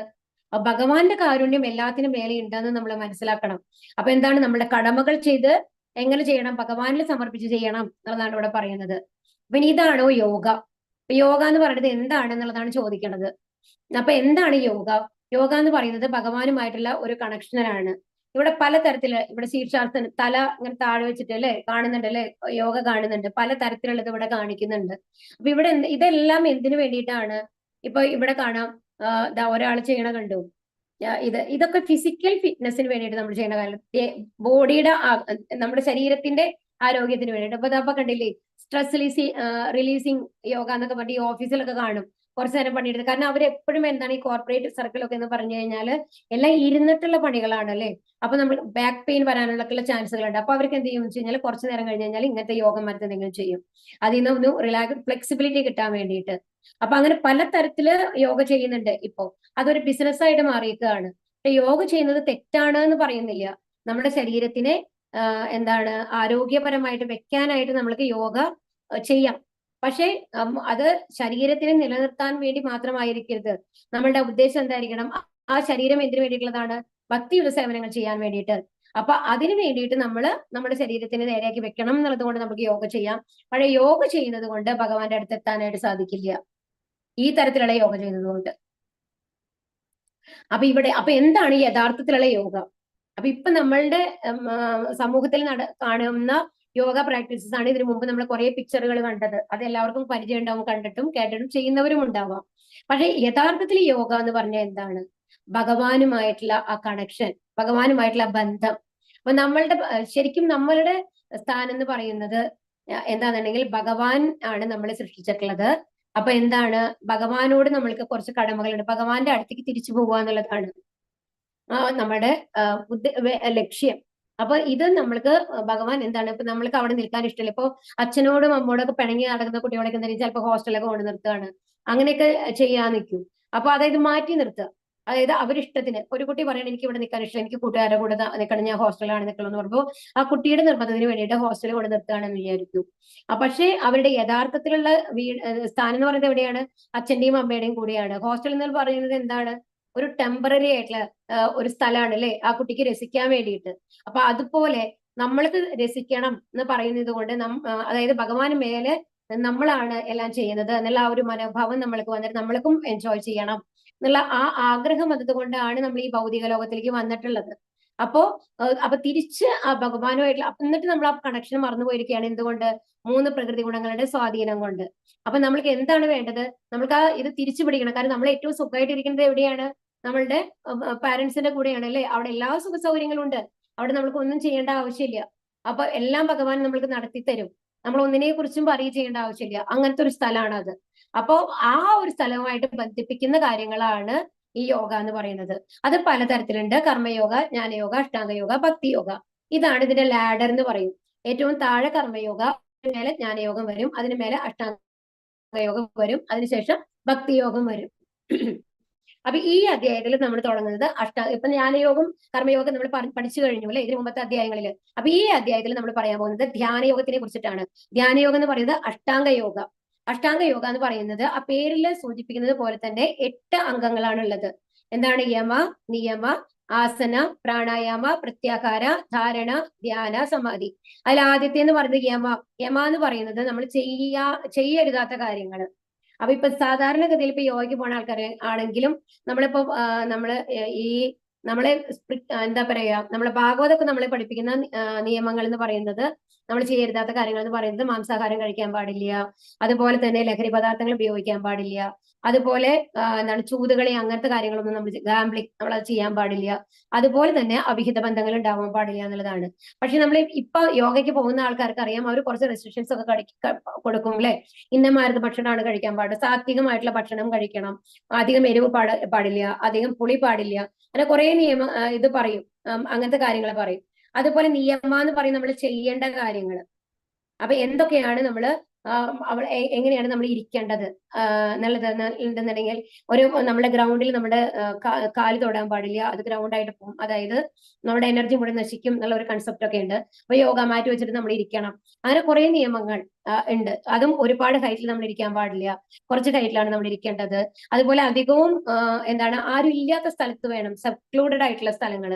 എന്താ കാരണം എന്നുണ്ടെങ്കിൽ നമുക്ക് കോൺസെൻട്രേഷൻ കിട്ടാൻ വേണ്ടിയിട്ട് അങ്ങനത്തെ സ്ഥലത്ത് നിറയെ ബഹളത്തിന്റെ ഇടയിൽ നിന്ന് ചെയ്യാൻ പാടില്ല, അങ്ങനെ കുറെ നിയമങ്ങളുണ്ട്. അതുപോലെ ആസന എന്ന് പറയുന്നത് നമ്മുടെ പോസ്ചർ, നമ്മൾ സ്ട്രെയിറ്റ് ആയിട്ട് ഇരിക്കണം, കൈ എങ്ങനെ വെക്കണം, കാല് നമ്മൾ എങ്ങനെ വെക്കണം, ആസനത്തിൽ ഇരിക്കണം, അങ്ങനെ കുറെ കാര്യങ്ങൾ അവർ പറയുമ്പോൾ എങ്ങനെ ഇരുന്നിട്ടാണ് നമ്മൾ ഓരോന്നും ചെയ്യേണ്ടത് എന്നൊക്കെ. അതാണ് ആസന എന്ന് പറയുന്നത്. അതിന് പ്രാണായാമ, അത് ശരീരത്തിന്റെ ഏത് രീതിയിൽ ഇരിക്കണം എന്നുള്ളതാണ്. ഇനി പ്രാണായാമ എന്ന് പറയുന്നത് നമ്മുടെ ബ്രീത്ത് കൺട്രോൾ, അതാണ് ബ്രെത്തിനെ കൺട്രോൾ ചെയ്യണത്, നമ്മുടെ ശ്വാസത്തിനെ നിയന്ത്രിക്കുന്നത്. അത് നമ്മൾക്ക് 4 വായുക്കളാണുള്ളത്, 4 എത്ര ശരിക്കും ഒരു കൂടുതലുണ്ട്, 7 or 8, എനിക്ക് കറക്റ്റ് ആയിട്ട് എണ്ണ അറിയില്ല കേട്ടോ. അപ്പോ അത്രയും ഡീപ്പായിട്ട് ഞാൻ പഠിക്കാത്തൊരു സബ്ജക്റ്റ് ആണിത്. അപ്പോ അതിൽ നമ്മുടെ ഉള്ളിലെ വായുകളുണ്ട്, മെയിൻ ആയിട്ട് 5 ആയിട്ടാണ് പറയുക. അപാനവായു, ഉദാനവായു, അങ്ങനെ പറയും, സമാനവായു, അങ്ങനെ വായുകളുണ്ട്. ആ വായുകൾ ഒന്ന് മേലേക്കുള്ളത്, ഒന്ന് താഴത്തേക്കുള്ളത്, അങ്ങനെയൊക്കെ ഉണ്ട്. അപ്പൊ ആ വായുകളെയൊക്കെ നമ്മൾ നിയന്ത്രിക്കണം, എയർ എന്ന് പറയും. അതിനെ നിയന്ത്രിക്കുന്നതാണ് പ്രാണായാമം എന്ന് പറയുന്നത്. അതിനെ നിയന്ത്രിച്ചു കഴിഞ്ഞാൽ നമ്മുടെ ശരീരം ഫിറ്റ് ആയിരിക്കും, ഹെൽത്തി ആയിരിക്കും എന്നാണ് പറയുന്നത്. അതിന്റെ പ്രത്യാഹാരം എന്ന് പറയുന്നത്, അത് കഴിഞ്ഞിട്ട് നമ്മൾ ഇരുന്നിട്ട് നമ്മൾ ഉള്ളിലേക്ക് വലിക്കുകയാണ് എല്ലാ ഇന്ദ്രിയങ്ങളെയും. അതായത് പുറത്തുനിന്നുള്ള ഒരു കണക്ഷനും വരാൻ പാടില്ല എന്നുള്ള പോലെ ആ ഇന്ദ്രിയത്തിൽ എല്ലാ ഇന്ദ്രിയങ്ങളും ഉള്ളിൽ. ഒരു ആമയെ കണ്ടിട്ടുണ്ടോ? ആമയുടെ എല്ലാ അവയവങ്ങളും എന്താ ചെയ്യുക, എന്തെങ്കിലും ഒരു ശത്രുവിന്റെ ഒരു ലക്ഷണം കണ്ടു കഴിഞ്ഞാൽ ഉടനെ തന്നെ ആമ അതിന്റെ ഇന്ദ്രിയങ്ങളെല്ലാം ഉള്ളിലേക്ക് വലിക്കും അല്ലെ. അതുപോലെ എല്ലാ ഇന്ദ്രിയങ്ങളെയും ഉള്ളിലേക്ക് വലിക്കുന്നതാണ് പ്രത്യാഹാര എന്ന് പറയുന്നത്. അത് കഴിഞ്ഞിട്ട് ധാരണ, അത് കഴിഞ്ഞിട്ടുള്ള ധ്യാന പ്രോസസ്സാണ് ഇരുന്ന് നമ്മൾ ധ്യാനിക്കുന്നത്. അതിന് ലാസ്റ്റ് ഏറ്റവും കോൺസെൻട്രേഷൻ ചെയ്ത് നമ്മൾക്ക് ആ ഒരു ലെവലിൽ എത്തുന്നതാണ്, എല്ലാത്തിൽ നിന്നുള്ള കണക്ഷനും വിട്ട് നമ്മൾ ഭഗവാനെ ധ്യാനിച്ചുകൊണ്ട് ഇരിക്കാൻ വരുന്നതാണ്. ഇപ്പൊ ഈ ധാരണ ധ്യാനം എന്നൊക്കെ പറയുമ്പോൾ നമ്മളിങ്ങനെ പല ചക്രങ്ങളായിട്ട് പറയും. അതിൽ ഓരോ സ്ഥലത്ത് നമ്മൾ നമ്മുടെ മനസ്സിനെ കോൺസെൻട്രേറ്റ് ചെയ്ത് കൊണ്ടുവരണം, ഓരോ ചക്രങ്ങൾ, അങ്ങനെയാണ് അത് കൊണ്ടുവരിക. അവസാനം ബ്രഹ്മരന്ധ്രമുണ്ട്, ആ ബ്രഹ്മരന്ധ്രത്തിൽ കൂടെ, അത് തലയിലാണുള്ളത്, അതിൽ കൂടി നമ്മളുടെ ആത്മാവിനെ എപ്പോ വേണമെങ്കിൽ നമുക്ക് പുറത്തേക്ക് എടുക്കാന്നുള്ള ലെവലിലേക്ക് അവർ എത്തും എന്നാണ് പറയുന്നത് സമാധിയിൽ. അപ്പൊ ഇതൊക്കെയാണ്. പക്ഷേ എന്താണ്, ഇതിൽ ഏതെങ്കിലും നമ്മൾക്ക് ഇപ്പൊ ചെയ്യാൻ പറ്റുന്ന ഒരു കാര്യങ്ങളുണ്ടോ എന്ന് ആലോചിച്ച് നോക്കൂ. എത്ര നേരം നമ്മൾക്ക് കറക്റ്റ് ആയിട്ട് ഒരു പോസ്റ്ററിൽ നമുക്ക് ഇരിക്കാൻ പറ്റും. അതുപോലെ തന്നെ ആഹാരങ്ങളൊക്കെ നമ്മൾ ഫ്രൈഡ് ആയിട്ടുള്ള ഒരു സാധനം കഴിക്കാൻ പാടില്ല, അങ്ങനെ ഒരുപാട് റെസ്ട്രിക്ഷൻസ് ഉണ്ട്. അതൊക്കെ നമ്മൾക്ക് ബുദ്ധിമുട്ടായിരിക്കും അല്ലെ. അതൊക്കെ ചെയ്യാൻ പറ്റുന്ന എത്ര ആൾക്കാരുണ്ടാവും? ഉണ്ടാവില്ല എന്നല്ല, ഒരു 1% ആൾക്കാർക്ക് അത് ചെയ്യാൻ പറ്റുന്നുണ്ടായിരിക്കും. പക്ഷെ ഭഗവത്ഗീത നമ്മൾക്ക് ആർക്ക് വേണ്ടിയിട്ടാണ് ഈ ഭഗവത്ഗീത ഉള്ളത്? ഈ ലോകത്തിലെ എല്ലാവർക്കും വേണ്ടിയിട്ടുള്ളതാണ്. അപ്പൊ അതില് നമ്മൾക്ക് ഭൂരിഭാഗം ആൾക്കാർക്ക് ഒരു എന്താ പറയാ, ലളിതമായിട്ട് ചെയ്യാൻ പറ്റുന്ന കാര്യങ്ങളാണ് ഭഗവാൻ നമ്മളോട് നിർദ്ദേശിക്കുന്നത്. ഏതോ 1% ആൾക്കാർക്ക് ചെയ്യാൻ പറ്റുന്ന കാര്യങ്ങളല്ല. അഷ്ടാംഗ യോഗ എന്ന് പറയുന്നത്, ഇത് ഫുൾഫിൽ ചെയ്യാന്ന് പറയുന്നത് അത്ര എളുപ്പമല്ല. ഉദ്ധരേതാത്മനാത്മാനം നാത്മാനാമവസാദയേത് ആത്മൈവ ഹ്യാത്മനോ ബന്ധുരാത്മൈ ത്രിപുരാത്മനഃ. മനുഷ്യൻ മനസ്സിന്റെ സഹായത്തോടെ സ്വയം ഉദ്ധരിക്കണം, അധപ്പതിക്കരുത്. ബദ്ധനായ ആത്മാവിന് തന്റെ മനസ്സത്രേ ബന്ധു, അത് തന്നെയാണ് ശത്രുവും. നമ്മൾ എന്താണ് മനസ്സിലാക്കേണ്ടതെന്നുണ്ടെങ്കിൽ, നമ്മളുടെ ശത്രു എന്ന് പറയുന്നത്, ഇതിൽ പ്രഹ്ലാദ് മഹാരാജ് പറയണ്ട കേട്ടോ ഹിരണ്യകശിപുവിനോട്. അപ്പൊ ഹിരണ്യകശിപു പറയണപ്പോ പ്രഹ്ലാദ് മഹാരാജ് വന്നു കഴിഞ്ഞിട്ട് എല്ലാം നാരായണനാണ് എന്ന് പറയൂലോ. അപ്പൊ നാരായണൻ ആണെന്ന് പറയുമ്പോ ഹിരണ്യകശിപു പറയാണ്, ആ വിഷ്ണു, ആ നാരായണൻ എന്റെ ശത്രുവാണ്, അയാളെ ഞാൻ കൊല്ലും എന്ന് പറയാണ്. അപ്പോ പ്രഹ്ലാദ് മഹാരാജ് ഹിരണ്യകശിപുവിനോട് പറയുന്ന ഒരു സെന്റൻസ് ഉണ്ട്, അച്ഛന്റെ ശത്രു അച്ഛനാണ്, അച്ഛന്റെ മനസ്സാണ്, അല്ലാതെ പുറത്തുള്ള ആൾക്കാരല്ല. ഇത് തന്നെയാണ് നമ്മൾ മനസ്സിലാക്കേണ്ട ഏറ്റവും വലിയ കാര്യമാണ് ഈ കാലത്ത്. കാരണം നമ്മളുടെ മനസ്സിൽ നമ്മളാണ് വിചാരിക്കുന്നത് മറ്റുള്ളവരെ നമ്മളെ പറ്റി ഓരോന്ന് വിചാരിക്കുന്നത്. പക്ഷെ സത്യം പറഞ്ഞാൽ നിങ്ങളൊന്ന് ആലോചിച്ച് നോക്കൂ. നിങ്ങൾ ഒരാൾ പറയണ അവരെന്നെ പറ്റിയിട്ട് അങ്ങനെയാണ് പറയണത്, ഇങ്ങനെയാണ് പറയണത് പറഞ്ഞിട്ട് നമ്മൾ പലപ്പോഴും വഴക്കുണ്ടാക്കാറുണ്ട് അല്ലെ. ഈവൻ. പക്ഷെ നിങ്ങൾ ഒരാളെ പറ്റിയിട്ട് മറ്റൊരാളെ പറ്റിയിട്ട് എത്ര നേരം ആലോചിക്കുന്നുണ്ട്? നമ്മൾ നമ്മളെ പറ്റിയിട്ടല്ലാണ്ട് മറ്റുള്ള ഒരാളെ പറ്റിയിട്ട് എത്ര സമയം ആലോചിക്കുന്നുണ്ട്? ഒന്ന് ആലോചിച്ച് നോക്കൂ, അതൊന്ന് അനലൈസ് ചെയ്ത് നോക്കൂ. വളരെ കുറവാണ്. നമ്മൾ നമ്മളെ ബന്ധപ്പെടുത്തിയിട്ടാണ്, നമ്മളെ മറ്റുള്ളവർ എങ്ങനെ ട്രീറ്റ് ചെയ്യണു എന്നുള്ളതിനെ ബന്ധപ്പെടുത്തിയിട്ടാണ് മറ്റുള്ളവരെ കണക്ഷൻ നമ്മൾ എടുക്കുന്നത്. ആർക്കും മറ്റുള്ളവരെ പറ്റി ചിന്തിക്കാനായിട്ട് സമയമില്ല എന്ന് ആദ്യം മനസ്സിലാക്കണം. ഓരോരുത്തർക്കും അവരുടേതായ കാര്യങ്ങളുണ്ട്. അപ്പൊ എന്താണ് ഇവിടെ പറയുന്നത്? അപ്പൊ നമ്മുടെ മനസ്സാണ് നമ്മുടെ ശത്രു. എസ്പെഷ്യലി കലിയുഗത്തില്. ഇപ്പൊ സത്യയുഗത്തിൽ എന്ന് പറയുമ്പോൾ എന്താ പറയാ, ഗ്രഹങ്ങൾ തമ്മിലായിരുന്നു, രണ്ട് വേൾഡുകൾ തമ്മിലായിരുന്നു യുദ്ധം നടന്നത് സത്യയുഗത്തില്. അത് കഴിഞ്ഞിട്ട് എന്താ വന്നത്? കാരണം ഈ അതില് നമ്മളുടെ ആരാണ്, പെട്ടെന്ന് എനിക്ക് വരണ്ടില്ല. സത്യയുഗത്തിലെ അവതാരം എന്ന് പറയുന്നത് നമ്മുടെ ഹിരണ്യാക്ഷനെ ഭൂമിയെ കൊണ്ട് ഒളിപ്പിച്ചു വെച്ചത് പ്ലൂട്ടോയിലായിരുന്നു. അത് വേറെ പ്ലാനറ്റ് ആണ്. അപ്പോ ആ പ്ലൂട്ടോ വരാഹ അവതാരം ഭഗവാന്റെ ആ വരാഹ അവതാരത്തിൽ വന്നു കഴിഞ്ഞിട്ട് പ്ലൂട്ടോ, അപ്പൊ അതായത് രണ്ട് ഗ്രഹങ്ങൾ തമ്മിലായിരുന്നു. അപ്പൊ ഒരു ഗ്രഹത്തിലുള്ള ആൾക്കാർ നല്ല ആൾക്കാരാണ്, മറ്റു ഗ്രഹത്തിലുള്ള ആൾക്കാർ വന്നു കഴിഞ്ഞിട്ട് ചീത്ത ആൾക്കാരാണ് എന്നുള്ള മാതിരിയാണ് അന്ന് സത്യയുഗത്തിൽ ഉണ്ടായിരുന്നത്. രണ്ടാമത്തെ യുഗത്തിലായപ്പോഴേക്കും എന്തായി? രണ്ട് കൺട്രികൾ തമ്മിലായി അല്ലെ? ഇപ്പൊ നമ്മള് ലങ്ക എന്ന് പറഞ്ഞ ശ്രീലങ്കയായിട്ടല്ലേ കാണുന്നത്, പിന്നെ ഇന്ത്യ ഭാരതത്തിലാണ് വരുന്നത് എന്ന് പറയുമ്പോൾ അങ്ങനെയാണ് വരുന്നത്. അത് കഴിഞ്ഞ അടുത്ത ഇതിലെത്തി കഴിഞ്ഞപ്പോഴേക്കും എന്തായി? രണ്ട് വീട്ടുകാർ തമ്മിലായി വഴക്ക് അല്ലെ? ഒരു വീട്ടിലത്തെ രണ്ട് ആൾക്കാർ തമ്മിലുള്ള വഴക്കുകളാണ് നമ്മൾ കണ്ടത് അല്ലെ? അത് കഴിഞ്ഞിട്ട് പക്ഷേ കലിയുഗത്തിന്റെ പ്രത്യേകത എന്താണ്? കലിയുഗത്തിൽ നമ്മളുടെ ശത്രു എന്ന് പറയുന്നത് നമ്മളുടെ ഉള്ളിൽ തന്നെയാണ്. ഓരോരുത്തരുടെയും ഉള്ളിൽ തന്നെയാണ് ശത്രു. നമ്മൾക്കാണ് തെറ്റ് ചെയ്യാനുള്ള ടെൻഡൻസി ഉള്ളത്. അപ്പൊ നമ്മൾ എന്താണ് മനസ്സിലാക്കേണ്ടത്? മറ്റുള്ളവരല്ല നമ്മുടെ ശത്രുക്കള്, നമ്മളാണ് നമ്മളെ മാറ്റേണ്ടത്. അപ്പൊ നമ്മുടെ സാഹചര്യങ്ങൾക്കനുസരിച്ച് നമ്മളെ മാറ്റി കഴിഞ്ഞു കഴിഞ്ഞാൽ ആരും ഈ ലോകത്ത് നമ്മുടെ ശത്രുക്കളായിട്ടുണ്ടാവില്ല. അപ്പൊ ബദ്ധനായിട്ടുള്ള ആത്മാവിന് മനസ്സാണ് ബന്ധു, അതുപോലെ തന്നെ ശത്രുവും. അപ്പൊ ഇവിടെ ആ ഒരു ഇതായിട്ട് കാണിക്കുകയാണ്. കുന്തം കൊണ്ട് അത്രയും മുറിവേൽപ്പിക്കുന്ന ഒരു കാര്യമാണ് അല്ലെ ശത്രുത എന്ന് പറയുന്നത്. അങ്ങനെയാണ് കാണിക്കുന്നത്. ബന്ധുരാത്മാത്മനസ്തസ്യ യേനാത്മൈവാത്മനാജിതഃ അനാത്മനസ്തു ശത്രുത്വേ വർത്തേതാത്മൈവ ശത്രുവത്. മനസ്സിനെ ജയിച്ചവന് മനസ്സ് തന്നെയാണ് ഉറ്റ സുഹൃത്ത്. അതിന് കഴിയാത്തവനാകട്ടെ മനസ്സ് പരമശത്രുവുമായിരിക്കും. അതാണ് പറയുന്നത്, മനസ്സിനെ ജയിച്ചവന്. അപ്പൊ എങ്ങനെയാണ് മനസ്സിനെ ജയിച്ചവനെ നമ്മൾക്ക് അറിയാൻ പറ്റുക? നമ്മൾക്ക് ഒരു കാര്യം, ഇപ്പൊ നമ്മള് ഇന്ന് ഏകാദശിയാണ്, എന്താണ് പാണ്ഡവ നിർജ്ജല ഏകാദശിയാണ് കേട്ടോ ഇന്ന്. അപ്പൊ ഏകാദശിക്ക് നമ്മള് ഭഗവാനിൽ വിശ്വാസമുള്ള എല്ലാവരും നോൽക്കണം. നോൽക്കാന്ന് പറഞ്ഞു കഴിഞ്ഞാല് ഇന്ന് നിർജ്ജല ഏകാദശിയാണ്. ഇന്ന് അതിന് ഒരു കഥയുണ്ട് അതിന്റെ പിന്നില്. അപ്പൊ പാണ്ഡവർ എല്ലാ തവണയും ഏകാദശി നോൽക്കും. ഏകാദശി നോൽക്കുക എന്ന് പറയുന്നത് ഏതെങ്കിലും ലളിതമായിട്ടുള്ള ഭക്ഷണം കഴിക്കുക, ധാന്യങ്ങൾ കഴിക്കാൻ പാടില്ല എന്നുള്ളതാണ്. അപ്പോ നമ്മൾ വല്ല ഫ്രൂട്ട്സോ അതല്ലെങ്കിൽ വെള്ളം മാത്രം അല്ലെങ്കിൽ പാല് മാത്രം അങ്ങനെയൊക്കെ ചെയ്യുന്ന ആൾക്കാരുണ്ട്. അപ്പോ ഭീമസേനൻ പറയും എന്നെ കൊണ്ട് പറ്റില്ല, ബാക്കി എല്ലാവർക്കും കുഴപ്പമില്ല. ഭീമസേനൻ പറയും എന്നെ കൊണ്ട് പറ്റില്ല, എനിക്ക് വിശദീകരിക്കാൻ പറ്റില്ല. ഭീമസേന്റെ പേരെന്താണ്? വൃക്കോദരൻ എന്നാണ് അല്ലേ? അപ്പൊ അത്രയും എപ്പോഴും ഭക്ഷണം വേണം ഭീമൻ. അപ്പോ അവര് പറയാണ്, അപ്പൊ ഭഗവാൻ ഒരു അനുഗ്രഹം കൊടുക്കുകയാണ്. ഓക്കെ ഭീമസേന, നീ വിഷമിക്കേണ്ട, അതിന് പകരം ഞാൻ ഒരു സൊല്യൂഷൻ തരാം. എന്താണ്? അതായത് ഇന്നത്തെ ദിവസം പാണ്ഡവ നിർജ്ജല ഏകാദശി, വൈഷ്ണവ ഏകാദശി എന്നും കൂടി പറയും അതിന്. ഈ ഏകാദശിയുടെ അന്ന് നീ വെള്ളം പോലും കുടിക്കാണ്ട് ഒരേ ഒരു ദിവസം ഏകാദശി എടുത്താൽ മതി. അത് ഈ കൊല്ലത്തിലുള്ള എല്ലാ ഏകാദശിയും നോൽക്കുന്നതിന് തുല്യമാണ് എന്ന് പറയും. ഇനിയിപ്പോ ഇത് ഇവിടെ ഏകാദശിയെ പറ്റിയിട്ട് അറിയാത്ത ആൾക്കാർക്കാണെന്നുണ്ടെങ്കിൽ, ഏകാദശിയുടെ അന്ന് നമ്മൾ ജപിക്കുകയാണെന്നുണ്ടെങ്കിലും ഭഗവാനെ കുറിച്ചുള്ള കഥകൾ കേൾക്കുകയാണെന്നുണ്ടെങ്കിലും അതിന് 1000 മടങ്ങ് ഫലമാണെന്നാണ് പറയുന്നത്. അപ്പൊ ജപിക്കാൻ തുടങ്ങാത്ത ആൾക്കാർക്ക് ഇന്ന് ജപിക്കാൻ തുടങ്ങുന്നത് അത്രയും നല്ലതാണ്. അതുപോലെ തന്നെ ക്ലാസ് മാത്രം കേട്ടിട്ട് ഭഗവത്ഗീത ബുക്ക് വായിക്കാത്ത ആൾക്കാർക്ക് ഒരു ശ്ലോകമെങ്കിലും അതിന്റെ അർത്ഥത്തോടു കൂടി വായിക്കാൻ തുടങ്ങുക. വളരെ നല്ല ഒരു ദിവസമാണ് ഏകാദശി എന്ന് പറയുന്നത്. അപ്പൊ ഇവിടെ എന്താ പറയുന്നത്? മനസ്സിനെ ജയിച്ചവൻ. അപ്പൊ ഇന്ന് ഏകാദശി ദിവസമാണ്. അപ്പൊ ഞാൻ തീരുമാനിച്ചിട്ടുണ്ട് എന്തെന്ന ലളിതമായിട്ടുള്ള ഫലങ്ങൾ മാത്രമേ. അപ്പൊ നമ്മുടെ വീട്ടിൽ നമ്മൾ മാത്രമാണ് ഏകാദശി എടുക്കണമെന്ന് വിചാരിക്കൂ. വീട്ടിലാണെങ്കിൽ നല്ല സ്വാദുള്ള ഭക്ഷണങ്ങൾ, നമ്മൾക്ക് ഏറ്റവും ഇഷ്ടപ്പെട്ട ഭക്ഷണങ്ങളാണ് അന്ന് ഉണ്ടാക്കിയിട്ടുള്ളത്, ബിരിയാണി ഒക്കെയാണെന്ന് വിചാരിക്കുക. അപ്പൊ നമ്മൾക്ക് തോന്നുകയാണ്, അയ്യോ ഇതൊക്കെ എന്തിനാണ്? നമ്മൾ ഭഗവാൻ ഇപ്പൊ നാമം ജപിച്ചാൽ പോരെ, നമ്മൾ എന്തിനാ ഇങ്ങനെ ഇതാവണേ? അപ്പൊ അതുകൊണ്ട് ഞാൻ ഇന്ന് കഴിക്കാൻ എനിക്ക് പറ്റില്ല, ഞാൻ കഴിക്കുകയാണ്, എനിക്ക് വിശന്നിരിക്കാനൊന്നും പറ്റില്ല എന്ന് വിചാരിച്ച് നമ്മൾ അങ്ങനെ ചെയ്യുകയാണെന്നുണ്ടെങ്കിൽ നമ്മളുടെ മനസ്സ് നമ്മൾ എന്തായി? നമ്മുടെ ആ മനസ്സിന്റെ അടിമയായി എന്നാണ് അർത്ഥം.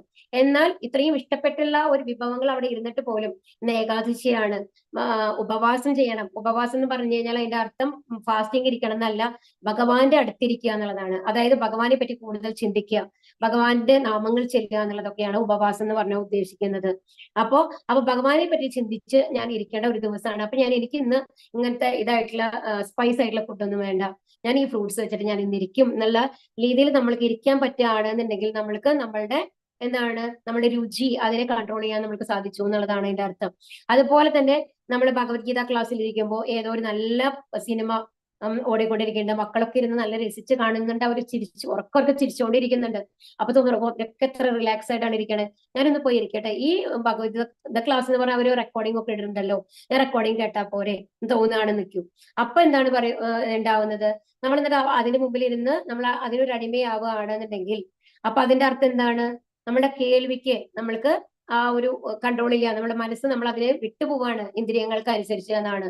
അപ്പൊ അതാണ് പക്ഷെ അതിന് പകരം ഞാൻ എന്തായാലും ഇന്ന് ക്ലാസ് അറ്റൻഡ് ചെയ്യും, 18 ദിവസം ഞാൻ ക്ലാസ് അറ്റൻഡ് ചെയ്യുമെന്ന് വിചാരിച്ചിട്ടുണ്ട്.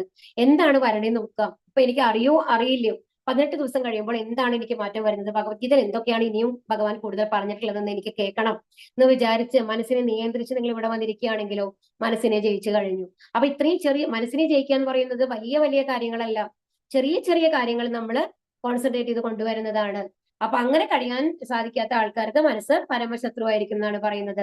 ജിതാത്മന പ്രശാന്തസ്യ പരമാത്മാ സമാഹിതഃ ശീതോഷ്ണ സുഖ ദുഃഖേഷു തഥാമാനാപമാനയോഹോ. മനസ്സിനെ കീഴടക്കിയവൻ ശാന്തി നേടുകയാൽ പരമാത്മാവിനെ പ്രാപിച്ചു കഴിഞ്ഞു. അങ്ങനെയുള്ള ആൾക്ക് തണുപ്പും ചൂടും സുഖവും ദുഃഖവും മാനവും അപമാനവും എല്ലാം ഒന്നുപോലെ തന്നെ. നമ്മൾ പലതവണ പറഞ്ഞു അല്ലെ, അവർക്ക് ദ്വന്ദ്ങ്ങളില്ല. എന്താണ് ബ്രഹ്മനിർമ്മാണത്തിന്റെ ഇതിൽ എന്താ പറയുന്നത്, കഴിഞ്ഞ ലെസണില് നമ്മൾ ദ്വന്ദ്ങ്ങളിൽ നിന്ന് മുക്തനായിരിക്കും. അതായത് സുഖം വന്നാലും ദുഃഖം വന്നു കഴിഞ്ഞാലും ഒരുപോലെ കാണാനായിട്ട് സാധിക്കും. അതുപോലെ തന്നെ എന്താണ്, ചൂടും തണുപ്പും ഒരുപോലെ കാണാനായിട്ട് സാധിക്കും. അതുപോലെ അപമാനിച്ചു കഴിഞ്ഞാലും 4 പേര് ചീത്ത പറഞ്ഞു കഴിഞ്ഞാലും നമ്മൾക്ക് എന്ത് വിചാരിക്കാൻ സാധിക്കും, അവരുടെ വിവരക്കുറവ് കൊണ്ടാണ് അവർ ചെയ്യുന്നത്. ചിലപ്പോൾ നമ്മൾ തെറ്റ് ചെയ്തിട്ടുണ്ടാവില്ല, 4 പേര് വന്നിട്ട് നമ്മളെ ചീത്ത വിളിച്ചുകൊണ്ടിരിക്കുകയെന്ന് വിചാരിക്കും. അപ്പൊ നമ്മൾ എന്താണ് നമ്മൾ വിചാരിക്കേണ്ടത്, നമ്മൾ തിരിച്ച് ചീത്ത വിളിക്കുകയാണെങ്കിൽ അവരുടെ ലെവലും നമ്മുടെ ലെവലും തമ്മിൽ എന്തെങ്കിലും വ്യത്യാസം ഉണ്ടോ, ഇല്ല അല്ലെ. അപ്പോ എങ്ങനെയാണ് നമ്മൾ അതിനെ കാണേണ്ടത്, അവർക്ക് വിവരമില്ലാത്തത് കൊണ്ട് പറയാണ്. അപ്പൊ അതിന്റെ അർത്ഥം എന്താണ്, അവര് ഭഗവാന്റെ അടുത്ത് എത്താറായിട്ടില്ല, അവർക്ക് എത്രയോ ജന്മങ്ങൾ ഇനിയും ഉണ്ടാവാം ഈ ലോകത്ത് കടന്ന് കഷ്ടപ്പെടാനായിട്ട്. കാരണം ഈ പറയുന്ന കാര്യങ്ങളുടെ ഫലമൊക്കെ അവർ അനുഭവിക്കേണ്ടേ. അപ്പൊ ഒരാൾ നമ്മളെ ചീത്ത വിളിക്കുമ്പോ അയാളെ നമ്മൾ മനസ്സിൽ ചീത്ത വിളിക്കുകയാണ് എന്നുണ്ടെങ്കിൽ അയാൾക്ക് ശരിക്കും പാപമുണ്ട്. നമ്മളെ ചീത്ത വിളിക്കുമ്പോൾ ആ പാപം, നമ്മൾ അവരെ ചീത്ത വിളിക്കുകയാണെങ്കിൽ ആ പാപം നമ്മളിലേക്ക് വരും എന്നാണ് പറയുന്നത്. അതാണ് നമ്മൾ മനസ്സിലാക്കണം. ശരിക്കും നമ്മള് ലളിതല്ല ഇതിന്റെ ഈ ലോസ് ഓഫ് നേച്ചർ എന്ന് പറയുന്നത്, പ്രകൃതിയുടെ നിയമങ്ങൾ എന്ന് പറയുന്നത് നമ്മൾ കുറച്ച് കോംപ്ലിക്കേറ്റഡ് ആണ്.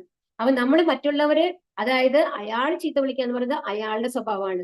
അപ്പൊ നമ്മൾ അയാളെ കുറ്റം പറയുമ്പോൾ അയാളുടെ പാപം കൂടി നമ്മൾക്ക് വരുന്നതാണ് പറയുന്നത്. അപ്പൊ അതുകൊണ്ട് നമ്മൾ എപ്പോഴും കെയർഫുൾ ആയിരിക്കണം മറ്റുള്ളവരെ എന്തെങ്കിലും പറയുമ്പോൾ, അനാവശ്യമായിട്ടുള്ള കാര്യങ്ങൾ പറയുമ്പോൾ വെറുതെ പറയാം. പക്ഷെ മക്കളോട് അവർ തെറ്റ് ചെയ്താൽ നമ്മൾ മനസ്സിലാക്കി കൊടുക്കണം, അത് നല്ല രീതിയിൽ മനസ്സിലാക്കി കൊടുക്കുക എന്നുള്ളതാണ്. അപ്പൊ മനസ്സിനെ കീഴടക്കിയവൻ ശാന്തി നേടുകയാൽ, ഇവിടെ എന്താ പറയുന്നത്, ജിതാത്മന പ്രശാന്തസ്യ പരമാത്മാ സമാഹിതഃ ശീതോഷ്ണ സുഖ ദുഃഖേഷു തഥാ മാനാപമാനയോഹോ എന്ന് പറയുമ്പോൾ എന്താണ്, അങ്ങനെ മനസ്സിനെ കീഴടക്കിയ ഒരാൾക്ക് മനസ്സിൽ ശാന്തി ഉണ്ടാവും. കാരണം ഒരാളോടും ദേഷ്യം ഉണ്ടാവില്ല, ഒരാളോടും വിദ്വേഷം ഉണ്ടാവില്ല, എല്ലാവരോടും സന്തോഷമായിട്ട് ഇരിക്കും. കാരണം നമ്മൾ അവരിൽ നിന്ന് എന്തെങ്കിലും എക്സ്പെക്ട് ചെയ്യേണ്ടതെങ്കിലല്ലേ നമുക്ക് ദേഷ്യവും സങ്കടവും വരണ്ടോ. നമ്മൾ ആരുടെ കയ്യിൽ നിന്നും ഒന്നും എക്സ്പെക്ട് ചെയ്യുന്നില്ല എന്നുണ്ടെങ്കിൽ, ഇപ്പൊ എന്റെ മകള് വന്നിരിക്കണം, അപ്പൊ ഞാൻ ജോലി ചെയ്തുകൊണ്ടിരിക്കുകയാണ്, അപ്പൊ ഞാൻ വിചാരിക്കണം എന്റെ മോള് വന്ന് എന്നെ ഹെൽപ്പ് ചെയ്യണമെന്ന് വിചാരിച്ചിട്ട് അവൾ ചെയ്യുന്നില്ല എന്നുണ്ടെങ്കിൽ നമുക്ക് ദേഷ്യം വരും. കറക്റ്റ് അല്ലേ? അതല്ല, അപ്പം ആ കുട്ടി അവിടെ ഇരുന്നുകൊണ്ടിരിക്കുകയാണ്, അപ്പൊ നമ്മൾ വിചാരിക്കണം അവിടെ ഇരുന്നോട്ടെ, അവൾക്ക് ജോലി ചെയ്യേണ്ടി വന്നു കഴിഞ്ഞാൽ അവൾ ജോലി ചെയ്തോളും, ഇത് ഇന്ന് എനിക്ക് ചെയ്യാനുള്ള ജോലിയാണ്, ഞാൻ ചെയ്തുകൊണ്ടിരിക്കുകയാണെന്ന് വിചാരിച്ചു കഴിഞ്ഞാൽ ആ കുട്ടിയുടെ കയ്യിൽ നിന്ന് നമ്മൾക്ക് എക്സ്പെക്ടേഷൻ ഇല്ല. അപ്പൊ നമ്മൾ അതിനെക്കുറിച്ച് ടെൻഷൻ എടുക്കില്ല. അവർ എൻജോയ് ചെയ്യണ്ട, ഓക്കെ അവർ എൻജോയ് ചെയ്യട്ടെ, നമ്മൾക്കും എൻജോയ് ചെയ്യാൻ പറ്റില്ല, അവളെങ്കിലും എൻജോയ് ചെയ്യട്ടെ. ആ ഒരു മനോഭാവം ഇട്ട് കഴിഞ്ഞാൽ അവിടെ ദേഷ്യം വരും, വെറുപ്പുണ്ടോ, നമ്മളെ വഴക്ക് വരുന്നില്ല അല്ലെ. അപ്പൊ ഏതൊരു സന്ദർഭങ്ങളിലും നമ്മൾക്ക് ദേഷ്യം വരുന്നത് എപ്പോഴാണ്, നമ്മളുടെ ആറ്റിറ്റ്യൂഡ് കൊണ്ടാണ്, മനോഭാവത്തോടു കൂടിയാണ്. അപ്പൊ ഏതിനും 2 മനോഭാവത്തിൽ നമ്മൾക്ക് കാണാം. അപ്പൊ നമ്മളുടെ മനോഭാവമാണ് നമ്മൾ അതിൽ മാറ്റേണ്ടത്. അപ്പൊ അങ്ങനെ വരുമ്പോ എന്തുണ്ടാവും, എല്ലാ കാര്യങ്ങളും നമ്മൾക്ക് സാർത്ഥകമായിട്ട് തോന്നും. ഒരുപാട് അയ്യോ എത്ര ചൂടാണ് എത്ര തണുപ്പാണെന്ന് നമ്മൾ സങ്കടപ്പെടില്ല. വിജ്ഞാന തൃപ്താത്മാ കൂടസ്ഥോ വിജിതേന്ദ്രിയ യുക്ത ഇത്യുച്ഛതേ യോഗി സമലോഷ്ടാശ്മ കാഞ്ചനക. ജ്ഞാനം കൊണ്ടും സാക്ഷാത്കാരം കൊണ്ടും തികച്ചും സംതൃപ്തനായ ഒരാളെ ആത്മസാക്ഷാത്കാര നിഷ്ഠനായ യോഗി എന്ന് പറയാം. ആത്മസംയമിയായ അയാൾ അഭൗതികതയിൽ സ്ഥിതി ചെയ്യുന്നു. അയാളുടെ ദൃഷ്ടിയിൽ കല്ലും മണ്ണും സ്വർണവും എന്നപോലെ തന്നെ. അപ്പൊ ഇതിന് മുമ്പിലത്തെ ശ്ലോകത്തില് ഇവിടെ കാണിക്കുന്നത് ഹരിദാസ് ഠാക്കൂറിനെയാണ് കേട്ടോ. അപ്പൊ ഇവിടെ ഹരിദാസ് ഠാക്കൂർ എന്ന് പറഞ്ഞു കഴിഞ്ഞാല് നല്ല എന്താ പറയാ ചൈതന്യ മഹാപ്രഭുവിന്റെ പാർഷദനായിരുന്നു.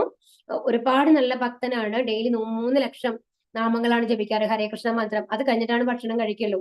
അപ്പോ ഹരിദാസ് ഠാക്കൂറിന് മുസ്ലിം ആയിരുന്നു. പക്ഷെ ചൈതന്യ മഹാപ്രഭുവിന്റെ ശിഷ്യത്വം സ്വീകരിച്ചതിന് ശേഷമാണ് ഈ പേര് വരുന്നത് കേട്ടോ. അപ്പോ അവിടുത്തെ മുഗൾ ചക്രവർത്തി, മുഗൾ ഒരു ഭരണാധികാരിയാണ് ഉണ്ടായിരുന്നത്, നവാബ്. അപ്പൊ നവാബ് എന്ത് ചെയ്യുന്നുണ്ടെങ്കിൽ ദേഷ്യം വന്നിട്ട് ഒരു മുസ്ലിം ആയിട്ടുള്ള ഒരാള് വന്നു കഴിഞ്ഞിട്ട് ഹരേകൃഷ്ണ ജപിക്കുക എന്നൊക്കെ പറഞ്ഞിട്ട് ഹരിദാസ് ഠാക്കൂറിനെ പിടിച്ചിട്ട് ജയിലിലിടും. ഇനി ജപിക്കാൻ പാടില്ല എന്ന് പറഞ്ഞിട്ട് പനിഷ്മെന്റ് ആയിട്ട്. പക്ഷെ ഹരിദാസ് ഠാക്കൂർ ആ ജയിലിന്റെ ഉള്ളിൽ പോയിട്ടും നാം വളരെ സന്തോഷത്തോട് കൂടിയിട്ട് ഒരു വ്യത്യാസവും ഇല്ലാണ്ട് നാമം ജപിച്ചുകൊണ്ടിരിക്കുകയായിരിക്കും. അപ്പൊ അവിടുത്തെ ആൾക്കാർക്കൊക്കെ തോന്നും, ജയിലർക്കൊക്കെ തോന്നും, അയ്യോ ഇത് എന്തൊരു മനുഷ്യനാണ്, ജയിലിന്റെ ഉള്ളിൽ കയറ്റി കഴിഞ്ഞു കഴിഞ്ഞാൽ എല്ലാവരും വിചാരിക്കും എങ്ങനെയെങ്കിലും പുറത്ത് കിടക്കണം, അതിനുള്ള പ്രയത്നങ്ങളാണ് ചെയ്യുക. പക്ഷെ ഇയാളെന്താ ചെയ്യണേ, അവിടെ പുറത്തിരുന്ന് ജപിക്കണമാതിരി വീണ്ടും ജപിച്ചുകൊണ്ടിരിക്കുകയാണ്. ഇത്രയും ശിക്ഷ കിട്ടിയത് പോരെ എന്ന് വിചാരിക്കും. അപ്പൊ നവാബിന് കുറച്ചും കൂടി ദേഷ്യം വന്നിട്ട് എന്ത് ചെയ്യും, മാർക്കറ്റ് പ്ലേസിൽ കൊണ്ടുപോയിട്ട് അടിക്കാൻ പറയും. അത് അന്നത്തെ ശിക്ഷയാണ്. അപ്പൊ ഒരു 22 മാർക്കറ്റ് പ്ലേസിൽ കൊണ്ടുപോയിട്ട് ഇയാളെ അടിക്കുകയാണ്.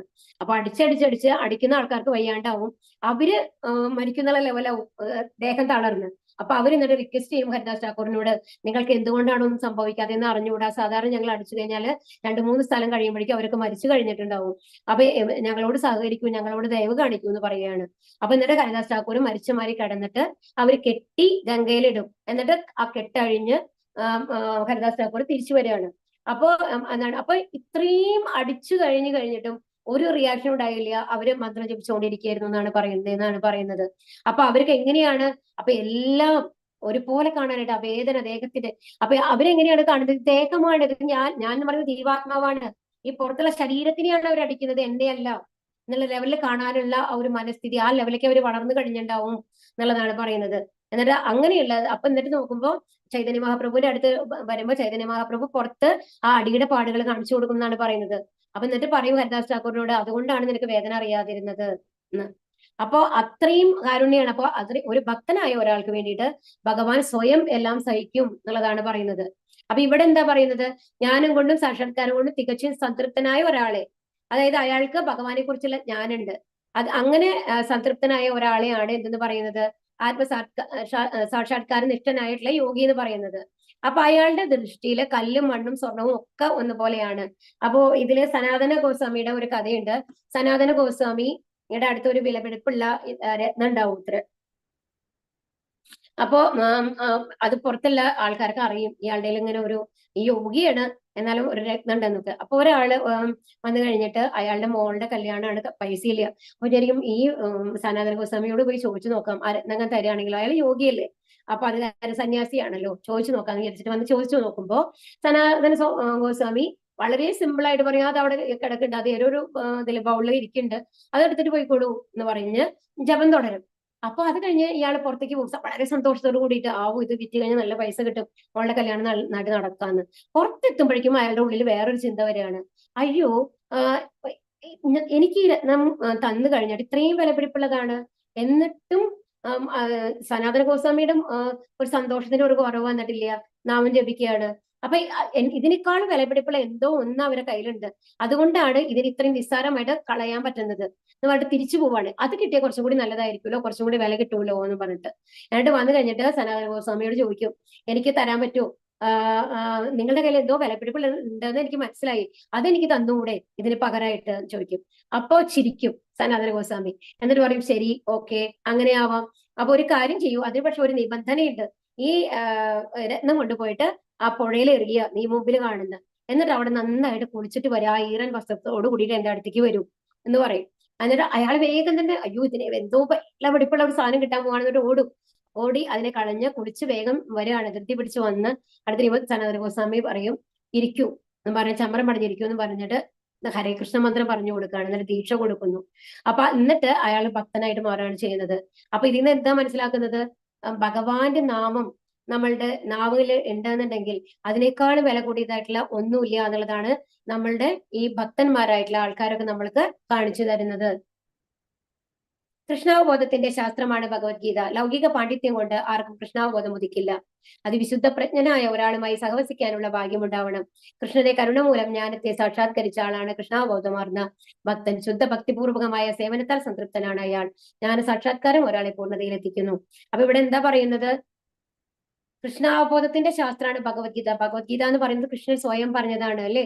അപ്പോ എന്താണ്? അപ്പൊ അത് നമ്മുടെ ലൗകികത കൊണ്ട് നമ്മൾക്ക് കൃഷ്ണനെ പറ്റിയിട്ട് മനസ്സിലാക്കാനായിട്ട് സാധിക്കില്ല. അപ്പൊ ഇത് എന്താ പറയണെന്നുണ്ടെങ്കിൽ നമ്മൾക്കൊരു കണ്ണട, മഞ്ഞ കണ്ണട ഉണ്ടെന്ന് വിചാരിക്കും. മഞ്ഞ കണ്ണട വെച്ച് കഴിഞ്ഞിട്ട് നമ്മളൊരു വെളുത്ത പ്രതലത്തിനെ നോക്കിക്കഴിഞ്ഞാൽ എങ്ങനെയാണ് നമ്മൾ അതിനെ കാണുക? മഞ്ഞയായിട്ടാണ് കാണുക. നമ്മുടെ കണ്ണട ഊരാത്തിടത്തോളം കാലം നമ്മൾ എന്താണ് വിചാരിക്കുന്നത്? ഈ കാണുന്നതെല്ലാം മഞ്ഞയാണ്, മഞ്ഞയോട് ബന്ധപ്പെട്ട കളറുകളാണെന്നാണ് നമ്മൾ വിചാരിക്കുക അല്ലെ. ആ കണ്ണട ഊരി മാറ്റുമ്പോൾ മാത്രമാണ് നമ്മൾക്ക് എന്ത് മനസ്സിലാവുള്ളൂ? ഓ, ഇതൊന്നും മഞ്ഞയായിരുന്നില്ല, വെള്ളയായിരുന്നു എന്ന്. അതുപോലെ തന്നെയാണ് നമ്മൾ 3 പ്രകൃതി ഗുണങ്ങളുടെ ഉള്ളിലാണുള്ളത്. അപ്പൊ ഈ 3 ഗുണങ്ങളുടെ ഉള്ളിലുള്ളപ്പോ അതിനെ വെച്ചിട്ട് നമ്മുടെ ഇന്ദ്രിയങ്ങൾ കൊണ്ട് എന്താണോ മനസ്സിലാക്കാൻ പറ്റുന്നത് അത് മാത്രമാണ് നമ്മൾക്ക് മനസ്സിലാക്കാൻ പറ്റുള്ളൂ. പക്ഷെ ഇന്ദ്രിയങ്ങളുടെ ക്കും അതീതനായിട്ടുള്ള ഭഗവാന്റെ കാര്യങ്ങള് നമ്മൾക്ക് ഭഗവാൻ എന്താണ് വിചാരിച്ചു കഴിഞ്ഞാൽ ഇപ്പോ ഒരു നമ്മളുടെ പ്രസാദം വെക്കുന്നു പൂജാ റൂമിൽ അല്ലെ. അപ്പൊ അതെന്താണ്? ആ പൂജാ വിഗ്രഹത്തിൽ കൂടെ വന്നിട്ട് കണ്ണുകളിൽ കൂടെ ആണ് ഭഗവാൻ അത് സ്വീകരിക്കുന്നത്. അപ്പം നമ്മൾ എടുത്തു വായോണ്ട് ഭക്ഷിക്കല, എന്നിട്ട് അത് നമ്മൾക്ക് അതിന്റെ ഉച്ഛിഷ്ടമായിട്ടാണ് നമ്മൾക്ക് തരുന്നത്. ആ പ്രസാദം നമ്മൾ എടുക്കുമ്പോൾ അത് നമ്മൾ മനസ്സിലാക്കണം. അത് ഭഗവാൻ തൊട്ടിട്ടില്ല എന്നല്ല, ഭഗവാൻ കണ്ണുകൊണ്ട് അത് സ്വീകരിച്ചിട്ടുണ്ട്. എന്നിട്ട് നമ്മൾക്കത് ഫുള്ളായിട്ടും തരികയാണ്. ഭഗവാന് വിശപ്പുണ്ടോ? ഇല്ല. സച്ചിദാനന്ദ രൂപമാണ് അല്ലെ. അതുകൊണ്ട് ആ ഫുൾ ഭക്ഷണം നമ്മൾക്ക് തരികയാണ് ഭഗവാൻ. നിങ്ങൾ കഴിച്ചു, ആ പാപങ്ങളെല്ലാം എടുത്തുകൊണ്ട്. അപ്പൊ അതെല്ലാം നമ്മൾക്ക് മനസ്സിലാക്കാൻ ബുദ്ധിമുട്ടാണ്. അത് കാരണം എന്താണ്? നമ്മൾ 3 പ്രകൃതി ഗുണങ്ങളുടെ ഉള്ളിലാണുള്ളത്. അപ്പൊ ഇതാണ് നമ്മൾ മനസ്സിലാക്കേണ്ടത്.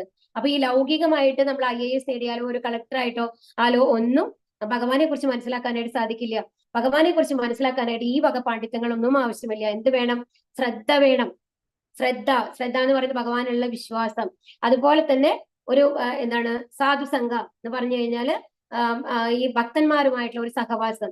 അപ്പോഴാണ് നമ്മൾക്ക് ഒരു അങ്ങനെ അറിയുന്ന ആൾക്കാർ ഗുരുക്കളോട് നമ്മൾ ചോദിക്കുമ്പോഴാണ് അവർ ഇതൊക്കെ പറഞ്ഞു മനസ്സിലാക്കി തരുന്നത്. ഈ കഥകൾ നമ്മൾക്ക് പറഞ്ഞു തരുന്നത് അല്ലെ. ഭാഗവതം പഠിച്ച ആൾക്കാരാവുമ്പോ ഭാഗവതം കഥകൾ നമ്മൾക്ക് പറഞ്ഞു തരും.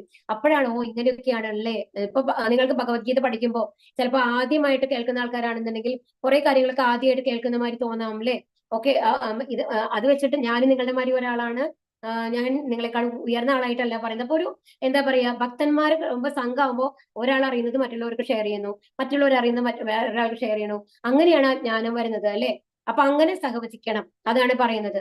അപ്പൊ അങ്ങനെയുള്ള ആ ഒരു ഇതുകൊണ്ടാണ് നമ്മൾക്ക് എങ്ങനെ വരുള്ളൂ? ഭക്തി വരുന്നത്. അതിനൊരു ഭാഗ്യം ഉണ്ടാവണം. അത് അപ്പോഴാണ് നമുക്ക് കൃഷ്ണന്റെ ഭഗവാന്റെ കരുണ ഉണ്ടെങ്കിലാണ് അതൊക്കെ സാധിക്കുള്ളൂ. അങ്ങനെ കരുണ കിട്ടിയ ആൾക്കാരാണ് എന്തെന്ന് ഭക്തിയുത സേവനങ്ങൾ ചെയ്യുന്നത്, അങ്ങനെ വലിയ വലിയ ലെവലിൽ പോകുന്നത്. അപ്പൊ ഇവിടെ അതിനൊരു ഉദാഹരണമാണ് കാണിക്കുന്നത്. പ്രഹ്ലാദ് മഹാരാജാവാണ്. പ്രഹ്ലാദ് വന്നു കഴിഞ്ഞിട്ട് അസുരനാണ് അല്ലെ. അപ്പൊ ഒരു അസുരനായിട്ട് പോലും എന്ത് ഭാഗ്യം ലഭിച്ചു? നാരദ മുനിയുടെ എന്താണ് ആശ്രമത്തില് ഗർഭാവസ്ഥയിൽ ഉണ്ടാവാനായിട്ട് സാധിച്ചു. അതുകൊണ്ട് ഭാഗവതം മുഴുവൻ കേൾക്കാനായിട്ട് സാധിച്ചു അല്ലെ പ്രഹ്ലാദ്. അങ്ങനെ ശുദ്ധ ഭക്തനായി. അപ്പൊ ഒരു എന്താണ് അമ്മയുടെ ഗർഭത്തിൽ ഇരുന്ന് കഥ കേട്ട് ഭക്തനായ ആളാണ് ഇതെന്ന് പറയുന്നത്. അതേപോലെ തന്നെ എന്താണ് മറ്റുള്ള, പക്ഷെ അതേ സമയത്ത് ഹിരണ്യകശിപു എത്ര അസുരഗുണായിരുന്നു അല്ലെ. അപ്പൊ ആ അച്ഛന്റെ മകനായിട്ട് ഈ ഭക്തന്റെ നാരദരുടെ സഹവാസം ഇല്ലായിരുന്നു എന്നുണ്ടെങ്കിൽ പ്രഹ്ലാദൻ ഭക്തനായിരുന്നുണ്ടാവില്ല അല്ലെ. അപ്പൊ ഒരു ശുദ്ധഭക്തന്റെ സഹവാസം എന്ന് പറയുന്നത്, ഒരു ഗുരുവിന്റെ സഹവാസം എന്ന് പറയുന്നത് എത്ര മഹത്തരമാണ് എന്നുള്ളതാണ് ഇവിടെ പറയുന്നത്. അതുപോലെ തന്നെ ഈ പ്രഹ്ലാദന്റെ സഹവാസം കിട്ടിയത് കൊണ്ടാണ് അവിടെ കൂടെ വിദ്യാലയത്തിൽ ഉണ്ടായിരുന്ന ആ ഗുരുകുലത്തിൽ ഉണ്ടായിരുന്ന ഓരോ കുട്ടികളും ഭക്തരായി മാറിയത് അല്ലെ. അപ്പൊ അതാണ് ഇവിടെ പറയുന്നത്. അത ശ്രീകൃഷ്ണ നാമാനി നദവേത്രാഹ്യം ഇന്ദ്രിയൈഹി സേവോന്മുഖൈഹി ജിഹ്വാദൗ സ്വയമേവ സ്ഫുരത്യതഃ. ഇത് ഭക്തിരസ അമൃത സിന്ധുവിലുള്ളതാണ്. ഭൗതിക മാലിന്യം കൂടെ ഇന്ദ്രിയങ്ങളാൽ ശ്രീകൃഷ്ണന്റെ നാമം, രൂപം, ഗുണം, ലീല എന്നിവകളുടെ സ്വഭാവം ആർക്കും ഗ്രഹിക്കാനാവില്ല. ഭഗവത് സേവനം കൊണ്ട് പരിപൂരിതനാകുമ്പോൾ മാത്രമേ ഒരാൾക്ക് കൃഷ്ണന്റെ അതീന്ദ്രിയ ലീലകളെയും നാമം, രൂപം, ഗുണം ഇത്യാദികളെയും അറിയാൻ കഴിയൂ. അപ്പൊ ഇതെന്താ പറയുന്നത്? ഇതാണ് ഇപ്പൊ നമ്മൾ പറഞ്ഞത്. നമ്മൾ ഈ പ്രകൃതി ഗുണങ്ങളുടെ ഉള്ളിലുള്ളത് കാരണം കൊണ്ട് ഭഗവാന്റെ ആ നാമവും രൂപവും ഗുണവും ലീലയും ഒന്നും നമ്മൾക്ക് മനസ്സിലാക്കാൻ പറ്റില്ല. ഇപ്പൊ പറഞ്ഞില്ലേ, മഞ്ഞ കണ്ണാടിയിട്ട് നോക്കിക്കഴിഞ്ഞാൽ അതുമാതിരിയാണ് നമ്മൾക്ക് ഗ്രഹിക്കാൻ പറ്റുള്ളൂ എന്ന്. അപ്പൊ എങ്ങനെയാണ് നമ്മൾക്ക് അറിയണമെങ്കിൽ നമ്മളുടെ മനസ്സിന്റെ ഉള്ളിലുള്ള മഞ്ഞ കണ്ണാടിയെ നമ്മൾ മാറ്റണം, ആ മാലിന്യങ്ങളെ മാറ്റണം. ആ മാലിന്യങ്ങൾ, അതായത് അതെന്ന് പറയുന്നതാണ് നമ്മുടെ ആഗ്രഹങ്ങൾ, ഭൗതിക ആഗ്രഹങ്ങളാണ് ഈ മാലിന്യങ്ങൾ എന്ന് പറയുന്നത്. അപ്പൊ ഈ മാലിന്യങ്ങൾ അത് മറ്റുള്ളവരോടുള്ള വിദ്വേഷമാവാം, വെറുപ്പാവാം, ഓവറായിട്ടുള്ള സ്നേഹമാവാം, ഏത് വേണമെങ്കിലും ആവാം, ഏത് രൂപത്തിൽ വേണമെങ്കിൽ അത് വരാം. അപ്പൊ അതിനെയെല്ലാം മാറ്റണമെങ്കിൽ എന്ത് ചെയ്യണം? നമ്മള് ഹരേ കൃഷ്ണ മന്ത്രം ജപിച്ചിട്ട് നമ്മൾ അതിനെ ശുദ്ധീകരിക്കണം. അപ്പൊ അങ്ങനെ ശുദ്ധീകരിക്കുമ്പോൾ, അങ്ങനെ ഭക്തിയുത സേവനങ്ങൾ ചെയ്യുമ്പോൾ മാത്രമാണ് ഭഗവാനെ കുറിച്ച് അറിയാനായിട്ട് സാധിക്കുള്ളൂ. അതിന് നവവിധ ഭക്തി എന്ന് പറയും. ശ്രവണം, കീർത്തനം, സ്മരണം, പാദസേവനം, അർച്ചനം, വന്ദനം, ദാസ്യം, സാഖ്യം, ആത്മനിവേദനം, അങ്ങനെ 9 പ്രോസസ് ഉണ്ട് അതില്. അത് ഡീപ്പായിട്ട് നമ്മൾ ഇനിയും അടുത്ത ഭക്തി യോഗത്തിൽ വരും കേട്ടോ. നാത്യസ്നാതസ്തു യോഗോസ്തീന ചൈകാന്ത മനസ്നതഃ നചാദി സ്വപ്നശീലസ്യ ജാഗ്രതോ നൈവ ചാർജുന.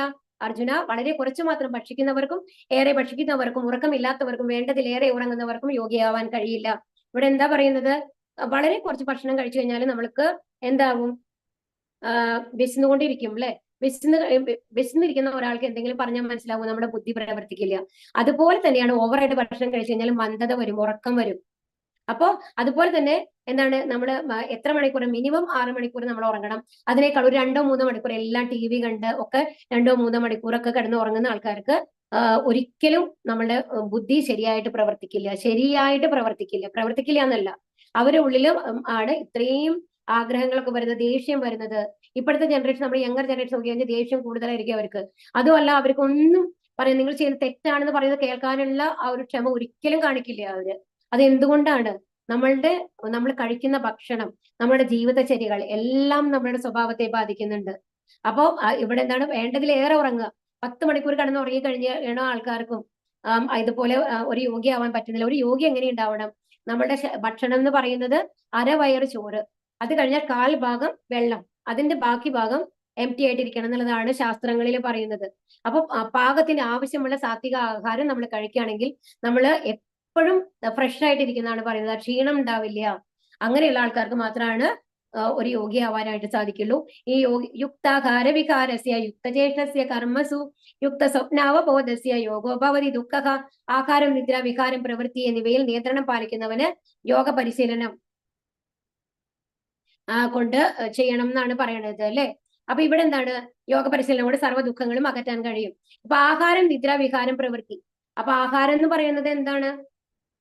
നമ്മൾ എന്ത് ആഹാരമാണ് കഴിക്കുന്നത് അതാണ് പറയുന്നത്. എന്ത് ആഹാരമാണ് കഴിക്കുന്നത് എന്നുള്ളതനുസരിച്ചിട്ടാണ്.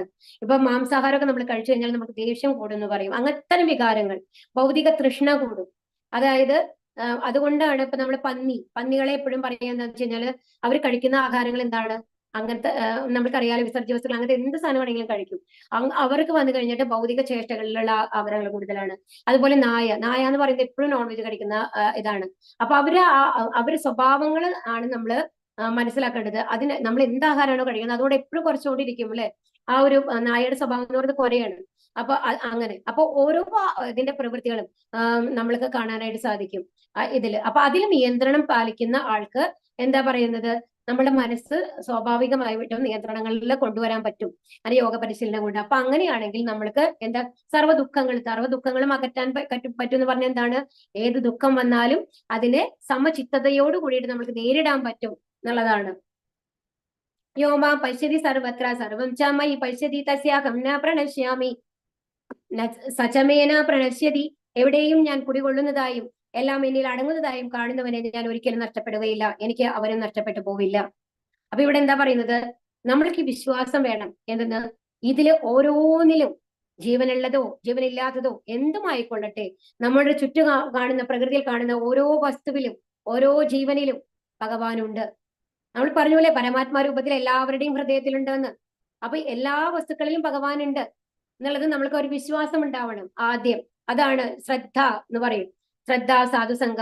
അപ്പോ നമ്മൾ ആ വിശ്വാസം, അപ്പൊ അങ്ങനെ ഉണ്ടാവുമ്പോ എന്താണ്ടാവുക? ഭഗവാനിൽ പൂർണ്ണമായിട്ട് വിശ്വസിച്ചു കഴിഞ്ഞാല് ഭഗവാൻ അവരെ കൈവിടില്ല എന്നാണ് പറയുന്നത്.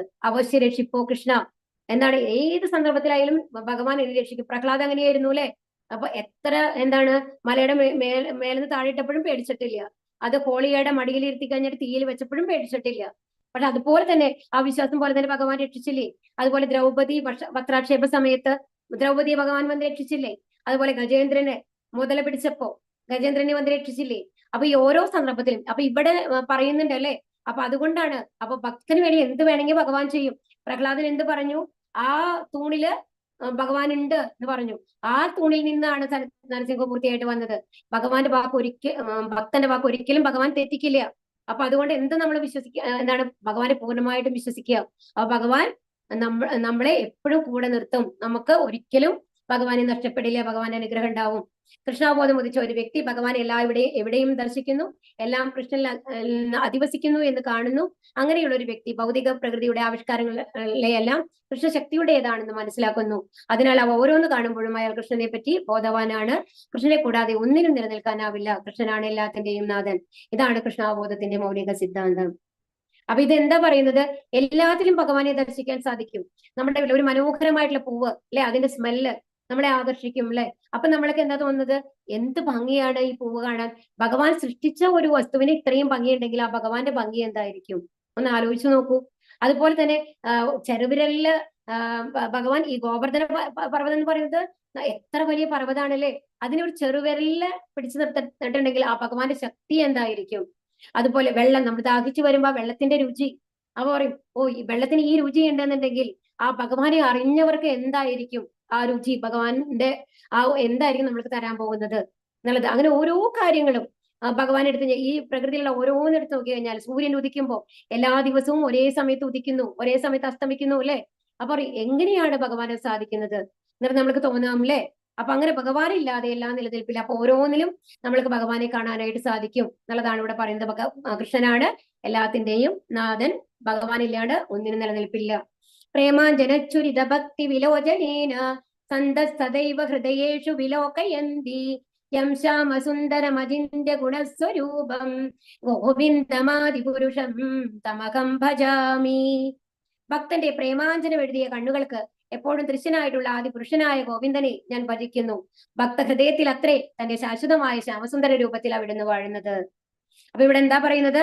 ആ ഭക്തിയോട് കൂടിയിട്ട് ഭക്തിയുടെ അഞ്ജനം കണ്ണ്, നമ്മൾ ഭംഗിയിൽ കണ്ണ് ഭംഗിയൊക്കെ നമ്മൾ കണ്ണെഴുതാറുണ്ടല്ലേ സ്ത്രീകളെല്ലാം. അപ്പൊ എന്തിന്റെ ഇതുകൊണ്ടാണ് നമ്മൾ കണ്ണെഴുതേണ്ടത്?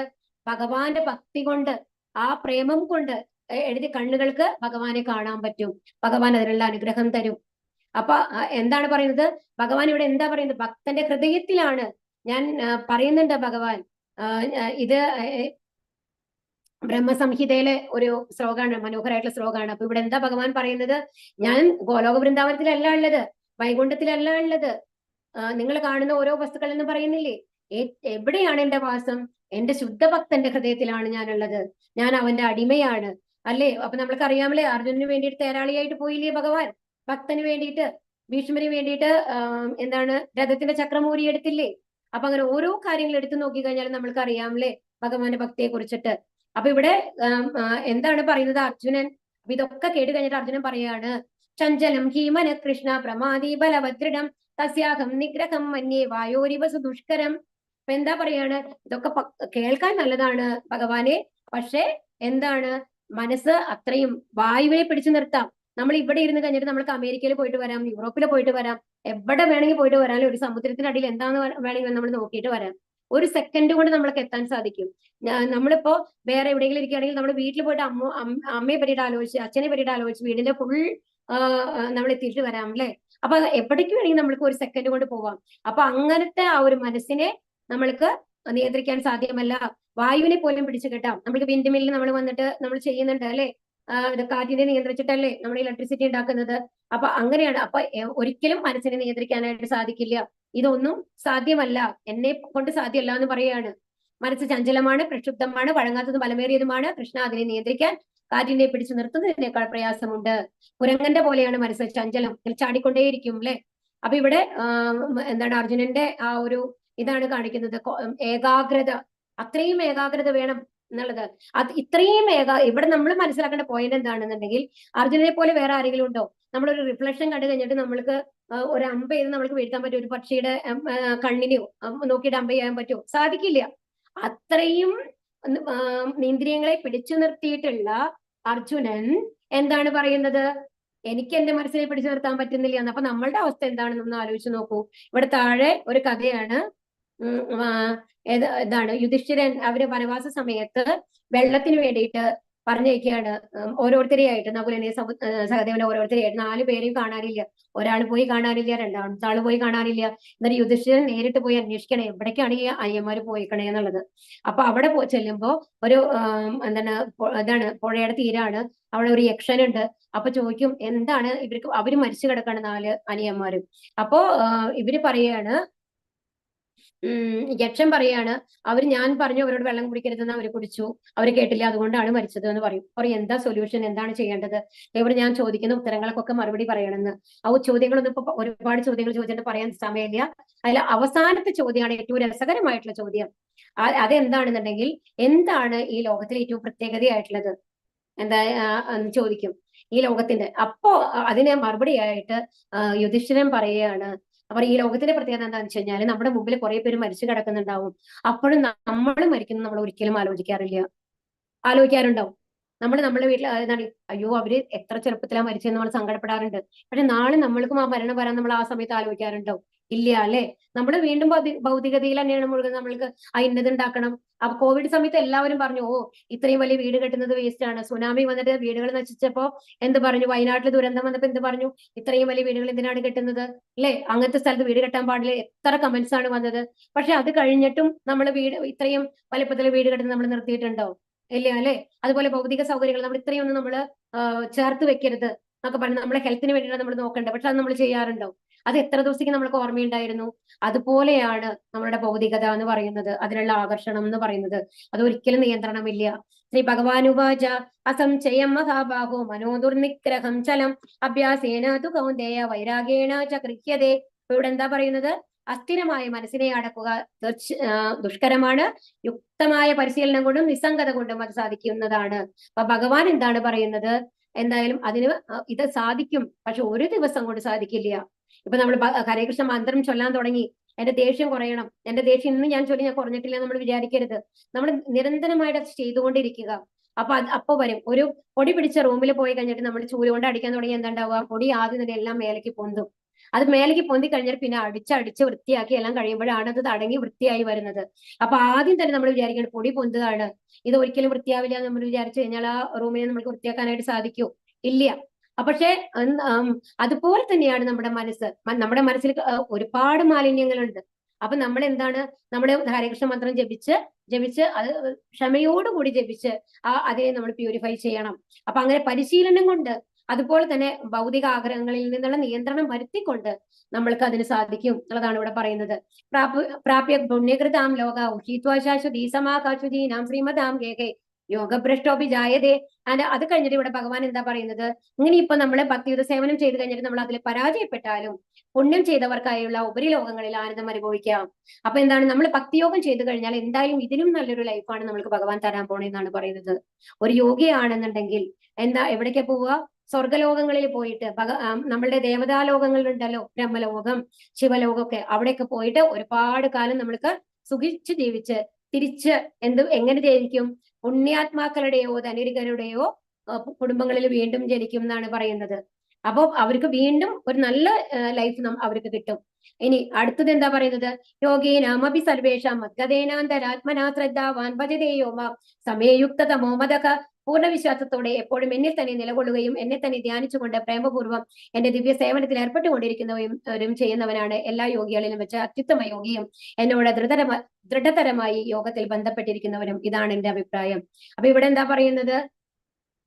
അപ്പൊ യോഗി എങ്ങനെ ഉണ്ടാവണം? അപ്പൊ എന്താ നമ്മൾ പറയണെന്നുണ്ടെങ്കിൽ, ഭക്തിയുത സേവനങ്ങൾ നമ്മൾ ചെയ്യുകയാണെന്നുണ്ടെങ്കിൽ അതിന് നാശമില്ല.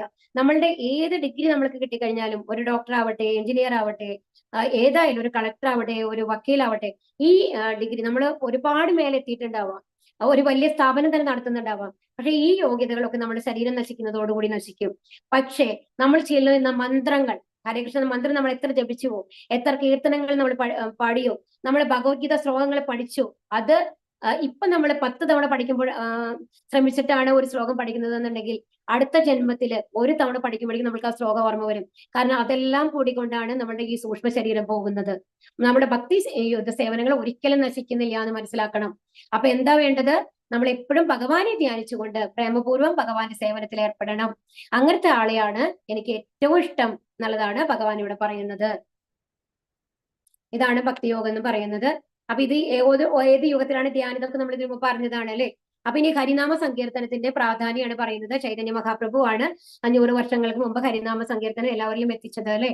അപ്പൊ ഹരേർ നാമ ഇവ കേവലം കലോർ നാസ്തേവ ഗതിരന്യത. ഇത് കലിസന്ധരണ ഉപനിഷത്തിൽ കൊടുത്തിട്ടുള്ള ഇതാണ്. അപ്പൊ ഇത് നമ്മൾ ഹരിനാമ, അപ്പൊ ഹരേ കൃഷ്ണ മന്ത്രമാണ് നമ്മൾ ചൊല്ലേണ്ടത്. കലിയുഗത്തിൽ നിന്ന് കുറെ പുരാണങ്ങളിലൊക്കെ നമ്മൾ എഴുതിയിട്ടുണ്ട്. അതിന്റെ റെഫറൻസ് ആണ് ഇവിടെ നമ്മൾ തരുന്നത്. അപ്പൊ ഇവിടെ ഇതിലെന്താ എഴുതിയിരിക്കുന്നത്? കരിനാമമല്ലാതെ വേറെ ഒന്നുകൊണ്ടും സാധിക്കില്ല, വേറെ ഗതിയില്ല. എന്തിന്? ഭഗവാന്റെ അടുത്തേക്ക് പോകാനായിട്ട് ഭക്തിയുത സേവനങ്ങൾ ചെയ്യണം എന്നുള്ളതാണ് ഇവിടെ പറയുന്നത്. അപ്പൊ ഭക്തിയുത സേവനം ചെയ്യുന്നത് കൊണ്ട് ഈ ഹരേ കൃഷ്ണ മന്ത്രം ജപിക്കുന്നത് കൊണ്ട് എന്താ ഗുണം? അതെന്താണ്? സാധാരണ നമ്മള് ഒരു വലിയ ബിൽഡിങ്ങിൽ എത്താനായിട്ട് സ്റ്റെപ്പ് കയറി പോവുകയാണെന്നുണ്ടെങ്കിൽ നമ്മൾ എത്ര സമയം എടുക്കും എന്ന് ആലോചിച്ച് നോക്കൂ. അതേ ഒരു എസ്കലേറ്റർ ആണെങ്കിലോ 1 നിമിഷങ്ങളിൽ എത്താമല്ലേ. അതുപോലെ തന്നെ ഭഗവാന്റെ അടുത്തേക്ക് എത്താനുള്ള ഏറ്റവും ഒരു ഷോർട്ട് കട്ടാണ് ഈ ഹരേ കൃഷ്ണ മന്ത്രം എന്ന് പറയുന്നത്, മനസ്സിലാക്കുക. അതുപോലെ തന്നെ ഈ ഹരേ കൃഷ്ണ മന്ത്രം ജപിക്കുന്ന ആൾക്കാർ എപ്പോഴും സന്തുഷ്ടരാണ്. ഇവിടെ പല ഇതാണ് കാണിച്ചിരിക്കുന്നത് കേട്ടോ, റെഫറൻസ് ഭഗവത്ഗീതയിലുണ്ട്. ചൈതന്യ മഹാപ്രഭു കലിയുഗത്തില് 500 വർഷങ്ങൾക്ക് മുമ്പ് അവതരിച്ച ഹരിനാമ സങ്കീർത്തനം പ്രചരിപ്പിച്ചു. അപ്പൊ ഇതാണ്. അപ്പൊ ചൈതന്യ മഹാപ്രഭു ആണ് ഇത്രയും അതിനെ പോപ്പുലർ ആക്കിയത്, ഹരേ കൃഷ്ണ മന്ത്രത്തിന്. ഈ കലിയുഗത്തിന്റെ കാലഘട്ടത്തിൽ ആളുകൾ ദൈവത്തിന്റെ പരമോന്നത വ്യക്തിത്വത്തിന്റെ വിശുദ്ധ നാമങ്ങൾ ചൊല്ലണം. ഇത് പറഞ്ഞത് എന്താണ്? നാരായണ സംഹിതയിൽ പറഞ്ഞിട്ടുള്ളതാണ്. അപ്പൊ എന്താണ്? നമ്മൾക്ക് വിശുദ്ധ നാമങ്ങളാണ് ചെല്ലേണ്ടത്, ഭഗവാന്റെ വിശുദ്ധ നാമങ്ങൾ ചെല്ലണം. അതുപോലെ എല്ലാ വേദ സാഹിത്യങ്ങളിലൂടെയും തിരഞ്ഞതിന് ശേഷം ഹരേ കൃഷ്ണ മന്ത്രോച്ചാരണത്തെക്കാൾ ഈ കാലഘട്ടത്തിൽ അതിന്റെ ഗംഭീരമായ ഒരു രീതി കണ്ടെത്താൻ കഴിയില്ല. അപ്പൊ ഭഗവാനിൽ എത്താനായിട്ട് ഏറ്റവും നല്ല രീതി ഇത്രയും പുരാണങ്ങളും വേദങ്ങളും നോക്കിക്കോളൂ, അതിലെല്ലാം പറഞ്ഞിട്ടുള്ളത് എന്താണ്? ഹരിനാമം ചൊല്ലൂ ജപയജ്ഞമാണ് എന്നുള്ളതാണ് കലിയുഗത്തില് പറഞ്ഞിട്ടുള്ളത്. എന്റെ പ്രിയ രാജാവേ, കലിയുഗത്തിൽ തെറ്റുകൾ നിറഞ്ഞിട്ടുണ്ടെങ്കിലും ഈ പ്രായത്തെക്കുറിച്ച് ഒരു നല്ല ഗുണം ഇപ്പോഴും ഉണ്ട്. ഹരേ കൃഷ്ണ മഹാമന്ത്രം ചൊല്ലുന്നതിലൂടെ ഒരാൾക്ക് ഭൗതിക അടിമത്തത്തിൽ നിന്ന് മുക്തമാവുകയും അതീന്ദ്രിയ രാജ്യത്തിലേക്ക് ഉയർത്തപ്പെടുകയും ചെയ്യാം. ശ്രീമദ് ഭാഗവതം പറഞ്ഞിട്ടുള്ളതാണ്. ഭാഗവതത്തിലെ ഒരു ശ്ലോകമാണ്. അപ്പൊ എന്താ പറയുന്നത്? കലിയുഗത്തിലെ ഒരുപാട് കാര്യങ്ങൾ നമ്മൾ പറഞ്ഞില്ലേ, മന്ദാസുമന്ദമയോ, ജീവിതകാലം കുറവാണ്, ബുദ്ധി കുറവാണ്, ദേഷ്യം കൂടുതലാണ്, ഒരുപാട് ലേസിയാണ്, ഒരുപാട് കാര്യങ്ങൾ പറഞ്ഞിട്ടുണ്ട്. പക്ഷെ അതിൽ ഏറ്റവും നല്ല ഗുണം ഭഗവാൻ എന്താണ് തന്നിട്ടുള്ളത്? കലിയുഗത്തില് ഹരേ കൃഷ്ണ മന്ത്രം ജപിച്ചുകൊണ്ട് ഭഗവാന്റെ അടുത്തെത്താം, നമ്മുടെ മനസ്സ് ശുദ്ധീകരിച്ച് ഭഗവാന്റെ അടുത്തെത്താം എന്നുള്ളതാണ്. ഇത് ശ്രീമദ് ഭാഗവതം പറഞ്ഞിട്ടുള്ളതാണ് കേട്ടോ. ഇനി ഭഗവത്ഗീതയിൽ 10ാമത്തെ അധ്യായത്തിൽ പറഞ്ഞതാണ് യജ്ഞാനാംജപയജ്ഞോസ്മി. യജ്ഞങ്ങളിലെ ഏറ്റവും മഹത്തായിട്ടുള്ളത് നാമജപമാണ് എന്നുള്ളതാണ് ഇവിടെ പറഞ്ഞിട്ടുള്ളത്. എന്റെ ഭഗവാനെ, ദൈവത്തിന്റെ പരമോന്നത വ്യക്തിത്വമേ, അങ്ങയുടെ വിശുദ്ധ നാമത്തിൽ ജീവനുള്ള സത്യക്ക് എല്ലാ ഭാഗ്യവുമുണ്ട്. അപ്പൊ ഇവിടെ എന്താ പറയുന്നത്? അപ്പൊ ശിക്ഷാഷ്ടത്തിൽ ഒരു ശ്ലോകമാണ് ഇവിടെ പറഞ്ഞിട്ടുള്ളത്. നാംനാമകാരി ബഹുദാ നിജ സർവശക്തി എന്ന് തുടങ്ങുന്ന ഒരു ശ്ലോകമാണ്. അപ്പൊ അതിലെന്താ പറയുന്നത്? ഭഗവാന്റെ നാമങ്ങൾ എന്ന് പറയുന്നത് ഭഗവാൻ തന്നെയാണ്. അപ്പൊ ഭഗവാന്റെ നാമം ഉച്ചരിച്ചുകൊണ്ട് ഭഗവാന്റെ അടുത്ത് പോവാന്നാണ്. കാരണം ഭഗവാൻ നമ്മളുടെ കൂടെയുള്ള മാതിരിയാണ് നാമം ജപിക്കുമ്പോൾ. കാരണം ഭഗവാൻ തന്നെയല്ലേ. അങ്ങനെ ആലോചിച്ച് നോക്കൂ. നാമം ചെല്ലുമ്പോൾ ഇതൊരു സിനിമാ പാട്ട് പാടുന്ന പോലെയല്ല. ആ ഭഗവാന്റെ നാമം ചെല്ലുമ്പോൾ ഭഗവാൻ നമ്മുടെ കൂടെ ഇരിക്കുകയാണ് അല്ലെ. ഭഗവാൻ തന്നെയാണ് ആ നാമങ്ങള് എന്നാണ് പറഞ്ഞപ്പോ ഭഗവാൻ എന്താ പറയുക? എല്ലാ ഗുണങ്ങളും അതായത് ഭഗവാന്റെ എല്ലാ ഗുണങ്ങളും ഈ നാമത്തിൽ ഭഗവാൻ നിക്ഷേപിച്ചിട്ടുണ്ട്. അപ്പൊ ഭഗവാനെ ഓർക്കാനുള്ള ഏറ്റവും നല്ല മാർഗം എന്താണ്? ഭഗവാന്റെ നാമങ്ങൾ ജപിക്കുകയാണ്. എങ്ങനെ ഈ ഹരേ കൃഷ്ണ നാമം ജപിക്കണം നമ്മൾ ഇതിന് മുമ്പത്തെ ക്ലാസ്സിൽ പറഞ്ഞു അല്ലെ. അപ്പൊ അതെങ്ങനെ ജപിക്കണം എന്നൊക്കെ നിങ്ങൾക്ക് അറിയാം. ജസ്റ്റ് ഒന്ന് വായിച്ചു പോവാട്ടോ. അപ്പൊ ഇത് പഞ്ചതത്വ മന്ത്രം ചൊല്ലണം, അതെല്ലാവർക്കും അറിയാം. ജയ ശ്രീകൃഷ്ണ ചൈതന്യ പ്രഭു നിത്യാനന്ദ, അത് എല്ലാവർക്കും അറിയുന്ന മന്ത്രമാണ് അല്ലെ. ഇപ്പൊ നമ്മൾ ഷെയർ ചെയ്തിട്ടുണ്ടായിരുന്നു. അപ്പൊ ഇനി എന്താ ശ്രദ്ധിക്കണമെന്നുണ്ടെങ്കിൽ മന്ത്രം ജപിക്കുമ്പോൾ നമ്മൾക്ക് കേൾക്കാൻ പറ്റുന്ന വിധത്തിലെങ്കിലും നമ്മൾ ജപിക്കണം. കാരണം നമ്മൾ മന്ത്രം കേൾക്കണം, മന്ത്രം ചൊല്ലുന്നത് നമ്മൾ കേൾക്കണം. അതുപോലെ അത് വ്യക്തമായിരിക്കണം. പിന്നെന്താണ്? ഭക്തിയോടെ ജപിക്കണം. കാരണം ഭഗവാന്റെ നാമം എന്ന് പറയുന്നത് ഭഗവാൻ തന്നെയല്ലേ. അപ്പൊ അതുപോലെ തന്നെ, പക്ഷെ അത് ഏത് സ്ഥലത്ത് വേണമെങ്കിൽ ഇരിക്കുകയോ നടക്കുകയോ എങ്ങനെ വേണമെങ്കിൽ നമ്മൾക്ക് ജപിക്കാം എന്നാണ് പറയുന്നത് മഹാമന്ത്രം. അതുപോലെ അതിന് അതിരാവിലെ ചെല്ലണത് വളരെ നല്ലതാണ്. അതിന് സാധിക്കാത്തവർക്ക് എപ്പോഴും ചെല്ലാം, എപ്പോ വേണമെങ്കിലും ചെല്ലാം. അതുപോലെ കുളിക്കണം എന്നൊന്നും നിർബന്ധമില്ല, റൂൾസ് ഇല്ല, റെഗുലേഷൻസ് ഇല്ല. എപ്പോ വേണമെങ്കിൽ നമ്മൾക്ക് ഈ മഹാമന്ത്രം ജപിക്കാം. അതുപോലെ തന്നെ 108 തവണ, അതൊരു കണക്കാണ്. ആ കണക്ക് നമ്മൾ പാലിക്കാൻ നോക്കുക. ഒരു തവണയെങ്കിലും മന്ത്രം ജപിക്കണം എന്ന്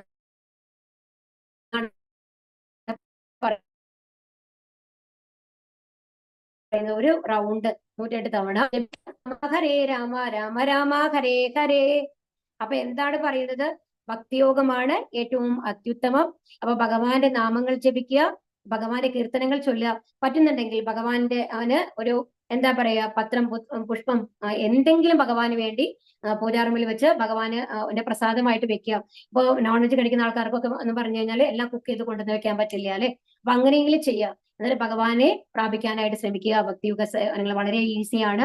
ഒന്നും ചെയ്യാത്തവർ അറ്റ്ലീസ്റ്റ് ഹരേ കൃഷ്ണ മന്ത്രം മുടങ്ങാതെ ജപിക്കാൻ തുടങ്ങുക. ഹരേ കൃഷ്ണ.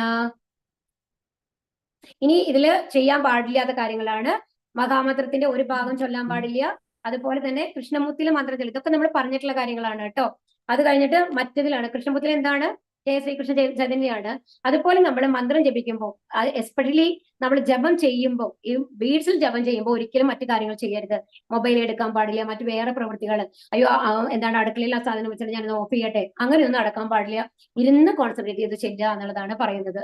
അപ്പൊ അതിന്റെ ഗുണങ്ങൾ കണ്ടു. വീട്ടിലെല്ലാവരും കൂടി ഇരുന്ന് ചിലപ്പോൾ എത്ര ആനന്ദമാണ് അല്ലെ, എല്ലാവരും ഒരുമിച്ചിരുന്ന് ചെല്ലുകയാണ്. അപ്പൊ മനസ്സിന് സമാധാനം കിട്ടും, സന്തോഷം കിട്ടും, ജ്ഞാനം ലഭിക്കും. ഭഗവാൻ അതിന്റെ കാരുണ്യം ഭഗവാൻ തന്നെ തരും. അതുപോലെ തന്നെ എന്താണ്, ഉത്കണ്ഠ ഉണ്ടാവില്ല നമ്മുടെ മനസ്സിൽ. ഇതൊക്കെയാണ് നാമജപത്തിന്റെ ഇത് എല്ലാവരും ഒരുമിച്ചിരുന്നുള്ളത്. ആ ഉത്കണ്ഠയിൽ നിന്നുള്ളത് ഭയം ഉണ്ടാവില്ല. കാരണം എല്ലാം ഭഗവാനിൽ സമർപ്പിച്ചു കഴിഞ്ഞാൽ നമുക്ക് ഭയം ഉണ്ടാവും ഇല്ല. അപ്പൊ നമ്മുടെ ഒരു ചെറിയ കുട്ടിക്ക് പാരന്റ്സ് എല്ലാം ചെയ്തു കൊടുക്കും. അവിടെ കുട്ടി ഒന്നിനെ കുറിച്ച് കരയുമെന്ന് മാത്രമല്ല ഇന്നത് കിട്ടണം എന്ന് പറഞ്ഞിട്ട്, പക്ഷെ അവർക്കറിയാം എന്തായാലും കിട്ടും എന്നുള്ളത്. അപ്പൊ അതുപോലെ തന്നെ ഭഗവാനോട് പ്രാർത്ഥിക്കുക, ഭഗവാന് വേണ്ടി എല്ലാം സമർപ്പിക്കുക. ആ ഭഗവാൻ എല്ലാം നമ്മൾക്ക് ചെയ്തു തരും. അത്രയും കാരുണ്യവാനാണ്. നമ്മൾ ഒരു സ്റ്റെപ്പ് വെക്കുമ്പോഴേക്കും ഒരു 100 സ്റ്റെപ്പ് ഭഗവാൻ തിരിച്ചു വെക്കും. ഹരേ കൃഷ്ണ കൃഷ്ണ കൃഷ്ണ ഹരേ ഹരേ, ഹരേ രാമ രാമ രാമ ഹരേ ഹരേ. ഹരേ കൃഷ്ണ. ഹരേ കൃഷ്ണ. ഹരേ കൃഷ്ണ. ഹരേ കൃഷ്ണ. മാതാജി. കൽപ്പതരൂപേശ്വ സിന്ധു പാവനേഭ്യോ വൈഷ്ണവേഭ്യോ നമോ.